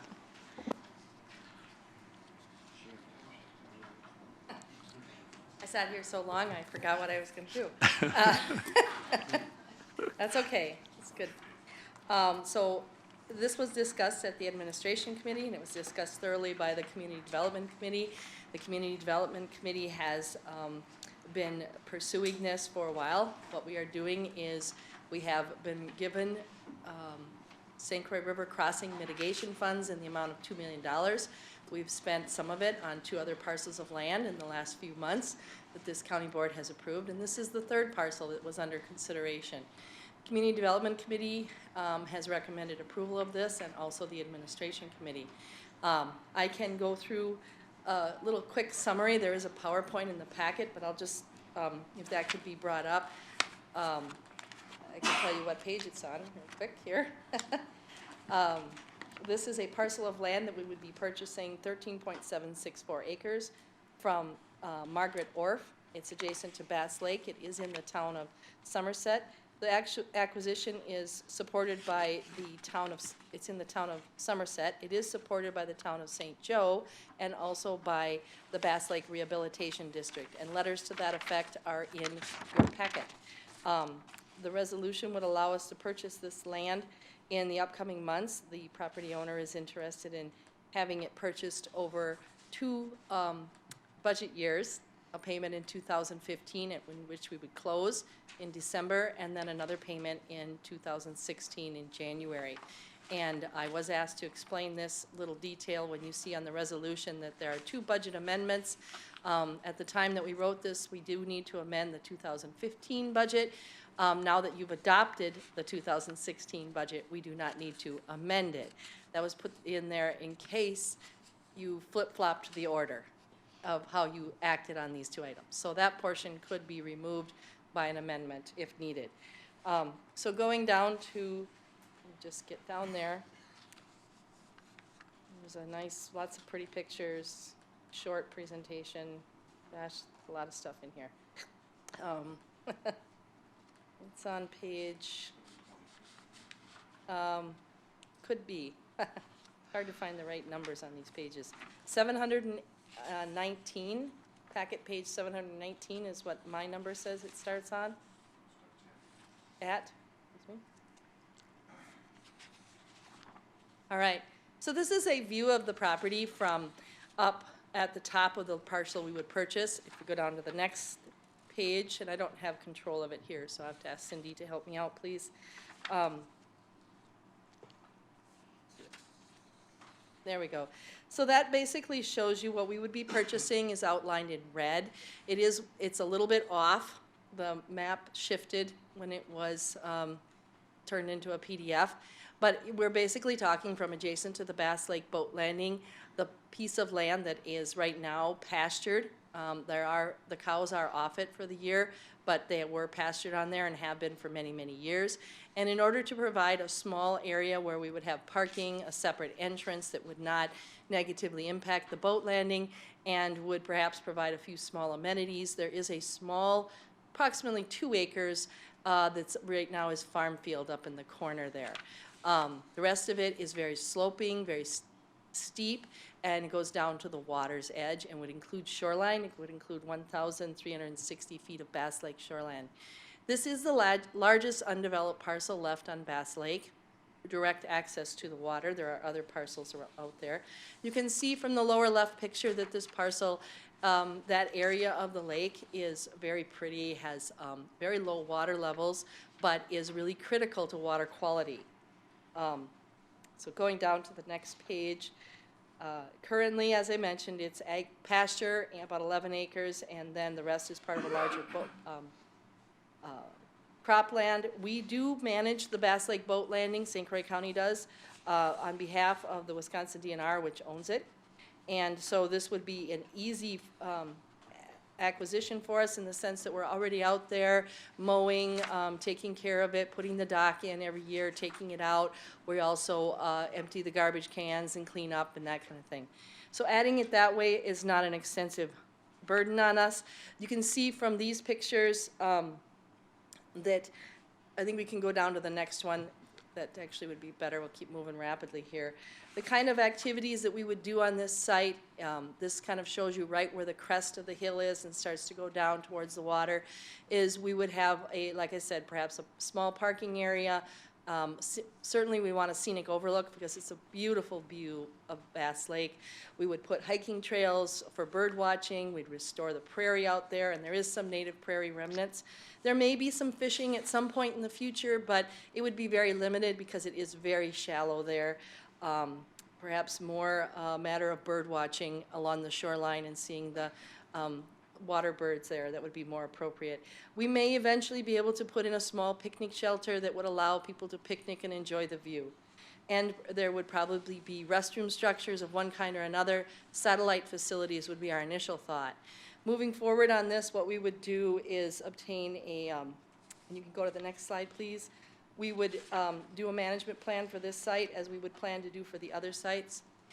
How we arrived at the price, $185,000 for acquisition, we did have appraisals done. The appraisal looked at potential development of the site. As you can see, they estimated about 4 lots and looked at the cost of development and then looked at the cost of sale of those lots, looked at it from a couple different directions, recent sale of lots in that area, and came up with a range from about $174,000 to, it's a little hard to read that one, I can find it here, to about $189,000. So that's what the sort of put that price in between there at $185,000.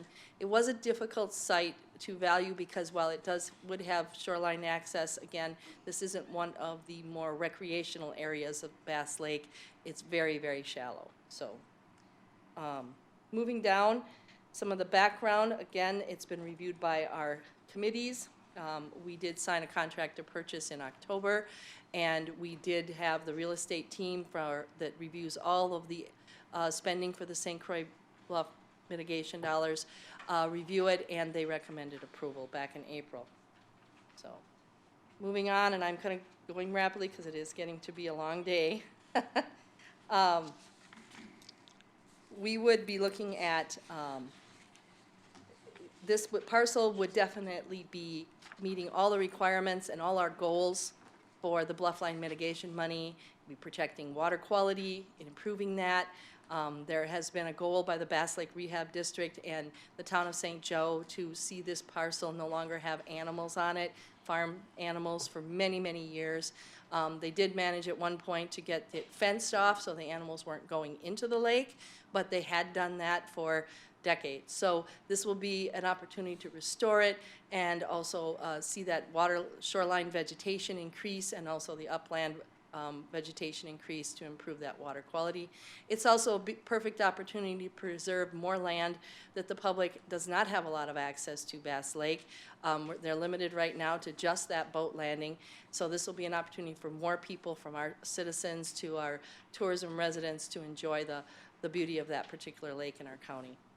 So it meets our objectives that way. And moving down, it is very close, just outside of our priority area that was identified by the Community Development Committee. Our other 2 acquisitions are shown there with red stars. This is shown with a gold star, and as you can see, it's right on the edge of our priority areas, which is why we went after those other sites first. And so, in summary, this is where we're at with the $2 million we were provided by the Bluffline mitigation dollars. We started with appraisals, then the acquisition of the Joyce Trust property, then the acquisition of the C.A. Richards property, and now acquisition of this Margaret Orff's property. We would be paying closing costs estimated at about $3,500, possibly less, but we like to make sure we don't run out of dollars.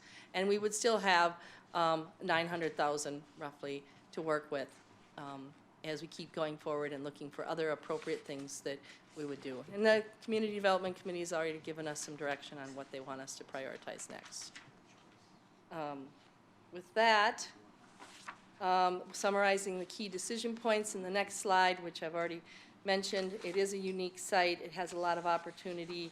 It is adjacent to a county facility, and there's really the water quality and the scenic preservation are key goals here. So we do have to get approval of a certified survey map from the town of Somerset. We anticipate that that will go through fairly quickly. We would have closing by December 31st, and all based on what you guys decide to do today. So thank you. Any questions? Any questions from anybody? Supervisor Kilburg. To be consistent, I'm going to vote no with this. Government entities own way too much land. They always seem to grab the prime properties, and it makes it a lot more expensive for those who want to eventually, buy some land. I find myself on Bass Lake probably 25 to 35 times a year. It's my favorite lake. I'm 10 minutes away. It's pretty crowded the way it is now. I'm not exactly sure because of the park this proposed park would not, have a dock because that water really is basically 6 inches down under the water is just mud there. And if it's just a view, I hope somebody else votes no.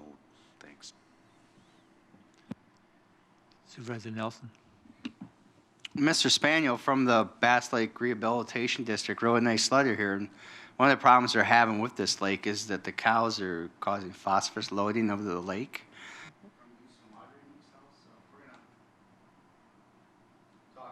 But if you're going to talk about also protecting water quality, that's one of the things that you would keep from happening.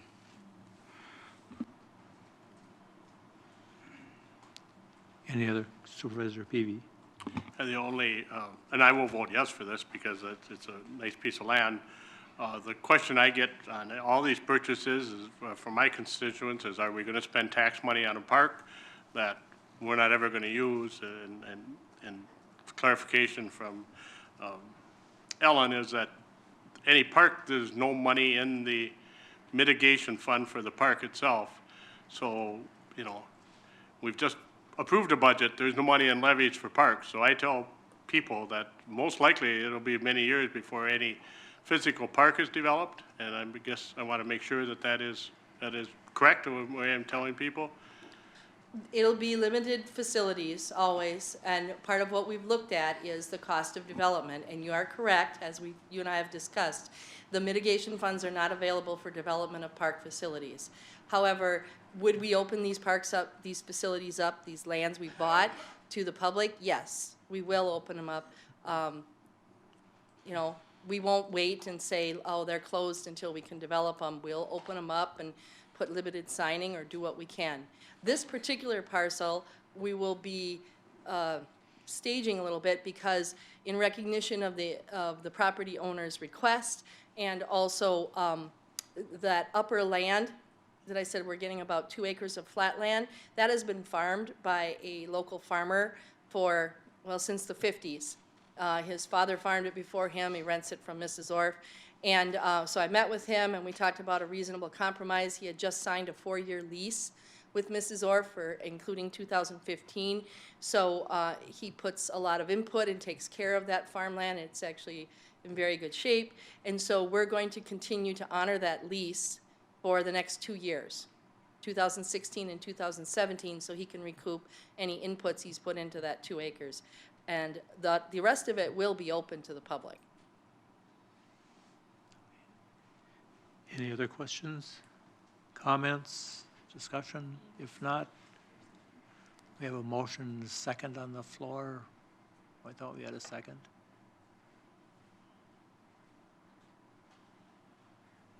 And we're ready to vote on that.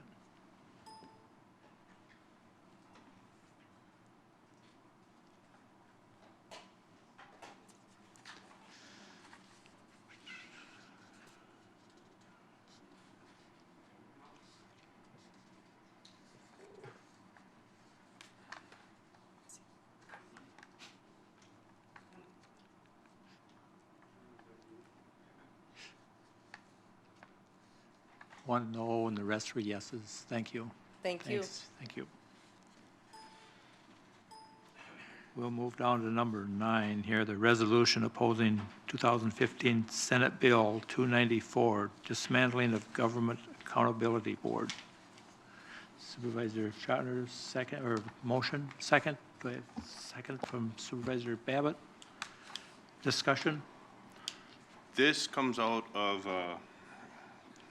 seems to be a lot of actions going from counties going to states. This comes out of an attempt right now to dismantle the Government Accountability Board, which was created through bipartisan support to get the partisanship out of the watchdogs groups that watch our state and federal elections, basically. Right now, the group is less than 10 years old, and there is a very concerted effort to introduce partisanship back into it, even though that was what caused the downfall about in 2006 or 2007 controversy. So this is really just saying stop attacking the watchdogs, because we need to keep them out of our politics, or keep the watchdogs honest. Sorry.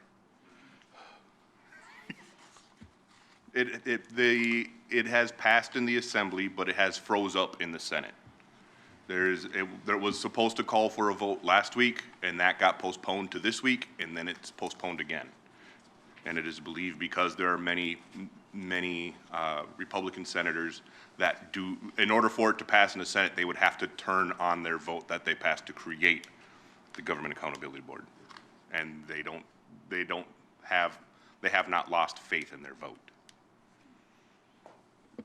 Any questions or discussions? Ms. Kilmer. The second whereas says that it is a nonpartisan body. I think there were several court cases and judicial rulings saying it's far from nonpartisan. In favor of this, the two separate boards are going to be able to take the partisanship out of what is existing. Can I just respond to that quick? Oh, sorry. Yep.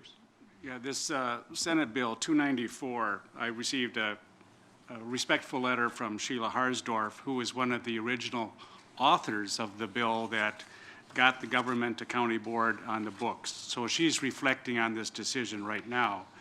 But this bill would dismantle what is a nonpartisan election board. It's run right now by a bunch of retired judges. What it would turn over, and the board oversees election administration, enforces campaign finance, ethics, and lobbying laws. And that board has been hailed as a national model for effective election oversight. But the Republican bill would replace it with two partisan committees run by an equal number of Democrats and Republicans. And if that sounds familiar, it's because that is the structure of the Federal Elections Commission, which is an agency whose partisan split has rendered it unable to muster the majority vote needed to penalize candidates and outside groups for violation of campaign finance laws. That agency's own chair acknowledged that the FEC is worse than dysfunction and that the likelihood of the laws being enforced is slim. But now the party that's in power wants to hand over election campaign finance, lobby, oversight to a body structured the same way. In my opinion, it would be wholly ineffective. Unfortunately, a handful of Republican legislatures have balked at this, and quoting Senator Luther Olson, he says, if it's set up so they never agree on anything, then nothing will get investigated. So that's what we're going to get. We're going to get half Republicans and half Democrats, and how well is that going to work? Come on. So the Government Accountability Board is a model where at least people that aren't partisan have an opportunity. These are retired judges, and yes, they investigated Governor Walker's campaign activity. And yes, the state Supreme Court determined that that was inappropriate. Well, there's partisanship in all activities. We all have our biases, but at least it's a better shot than electing 6 or 7 Republicans and 6 or 7 Democrats to have to agree on one of them being, or someone having illegal campaign activities. So I really hopefully, or I'm very hopeful that Senator Harsdorf reconsider any change in the existence of this board, and she votes against this Senate bill.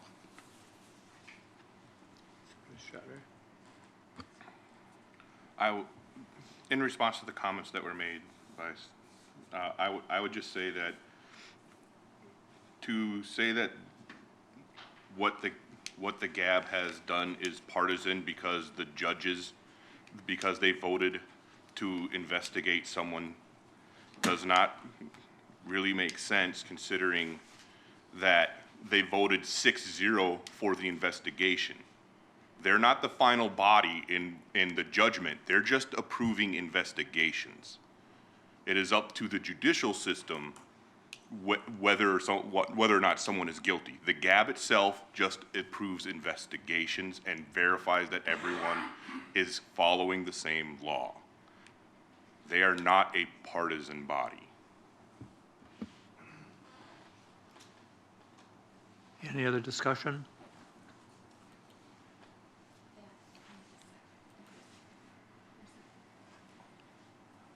Second. Yeah. So we have a motion and a second on the floor. If there's no further discussion on this resolution, I'll call for the vote.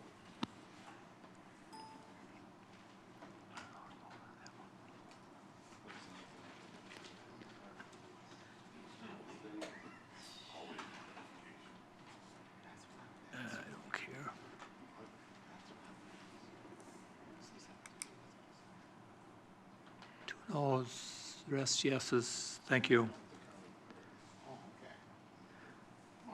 We have the last item on the agenda, the resolution approving 24/7 access during times of emergency. And I need a motion to approve. Supervisor Brinkman, second. Supervisor Nelson, do you want to handle that? So here's the nuts and bolts of it. If something really bad happens and somebody needs to get into the government center to run the county, it would be the county chair, the county vice chair, and the head of public protection, which for the next 5 months or 6 months is me. So good luck with that. But anyways, really what it is, and if the sheriff wants to add anything to this, but there has to be a line of succession in terms of who can get into the courthouse or into the government center in the case of an emergency. And what the sheriff found in doing some reading is that the way this county has it set up, the county board is responsible for formally putting those people on the list, and we haven't done that yet. So am I correct in that, Sheriff? I'm close enough.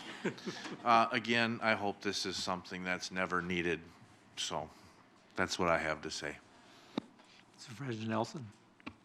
Also, to add to that, one of the requirements I asked is that whoever the public protection chair is to get the NIMS training for that, so when they go into there during an emergency situation, they know the language that they're talking. Because there's a part of the system in there where the county is actually will do procurement for money, which would be Pat, but also the public protection chair will be part with the county board chair, so they're all kind of in the know, so when it comes back to committee and things like that, to be known.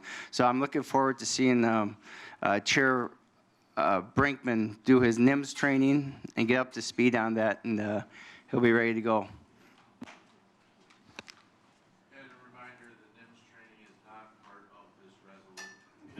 The NIMS training is not part of the resolution at this time, but I will actively participate in it. It does sound like a fun thing to do. Supervisor Shocker.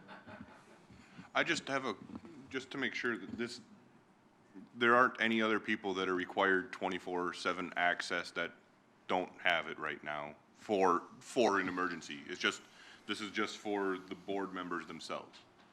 We don't have to list out anybody else? Correct. Correct, Okay. Sheriff? Let's let the sheriff talk.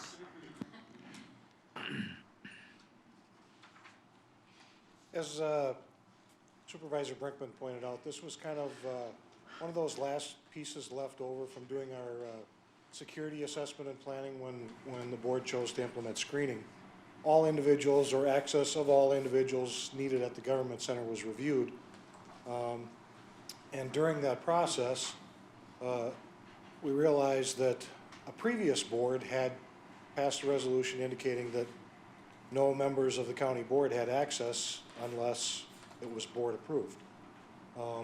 So if we couple that with the fact that Kristen Saylor has worked very hard on the continuity of operations plan for county government in the case of a disaster or an emergency, we realized that those three key members are actually necessary to attend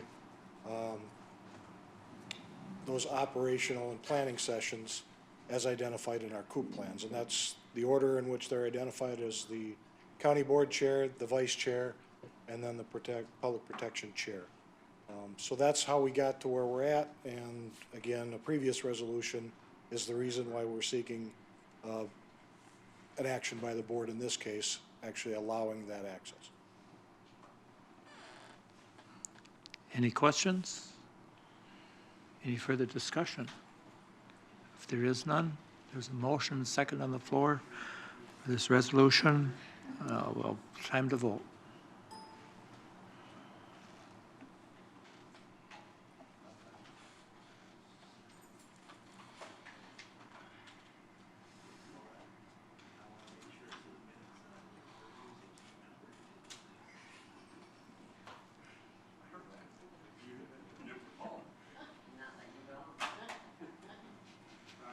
It's all yes. Thank you. Wasn't time for it to go down. Thank you, everyone. At this time, we're open for requests for further agenda items for future. Supervisor Ray? I would like to ask that we have an update in the future on this, the heroin situation, the status in the county. If you recall, in 2013, in the county, I think we had 8 lethal overdoses in 8 months. From a policy standpoint, this body, that was one of the reasons that we went to the CJCC. I think we added a staff member in the district attorney's office. I understand there's a lot going on. I'd like to know where St. Croix County is, and if the public protection has any advice on who or what that presentation would be. I just would like to, I think we need an update. Yeah, we could send that back to public protection. They could bring it forward. So we could have it put on public protection agenda and then come forward with some. Well, I think, Mr. Chairman, in the last month in both CJCC and in public protection, we were introduced to the new drug prosecutor. Maybe it would be a good to have him present here at a future board meeting. Right. Does that work for you, or would you like us to take this back and discuss who should talk? I think it should come through committee and then come back here. Okay. Yep. I will get with my key members and figure that out. Thank you. Any other agenda items? We'll go to the county clerk for her report. I just have a couple things. I did distribute the correspondence from Senator Harsdorf to you. Refreshment fund, I've asked to collect $10 from everyone for the refreshment fund. That was sent out via email. And then finally, preparing for the spring election. Notice goes out this month, and I do have packets in my office available if anyone's interested in taking out a packet. These forms are available online on the Government Accountability Board website. There'll be a link from our website to that. They're fillable online, if it's easier for you that way. But I do have packets prepared. If you have the intent to run, you should file a campaign registration statement. The first day to circulate nomination papers is December 1st, and the deadline to file the paperwork is January 5th, 2016. If you are not going to run for re-election, the notification of non-candidacy deadline is December 28th at 5 p.m. Thank you. Thank you, Cindy. Any announcement anybody has? No announcements? Thank you, everybody, for a long meeting. We're adjourned.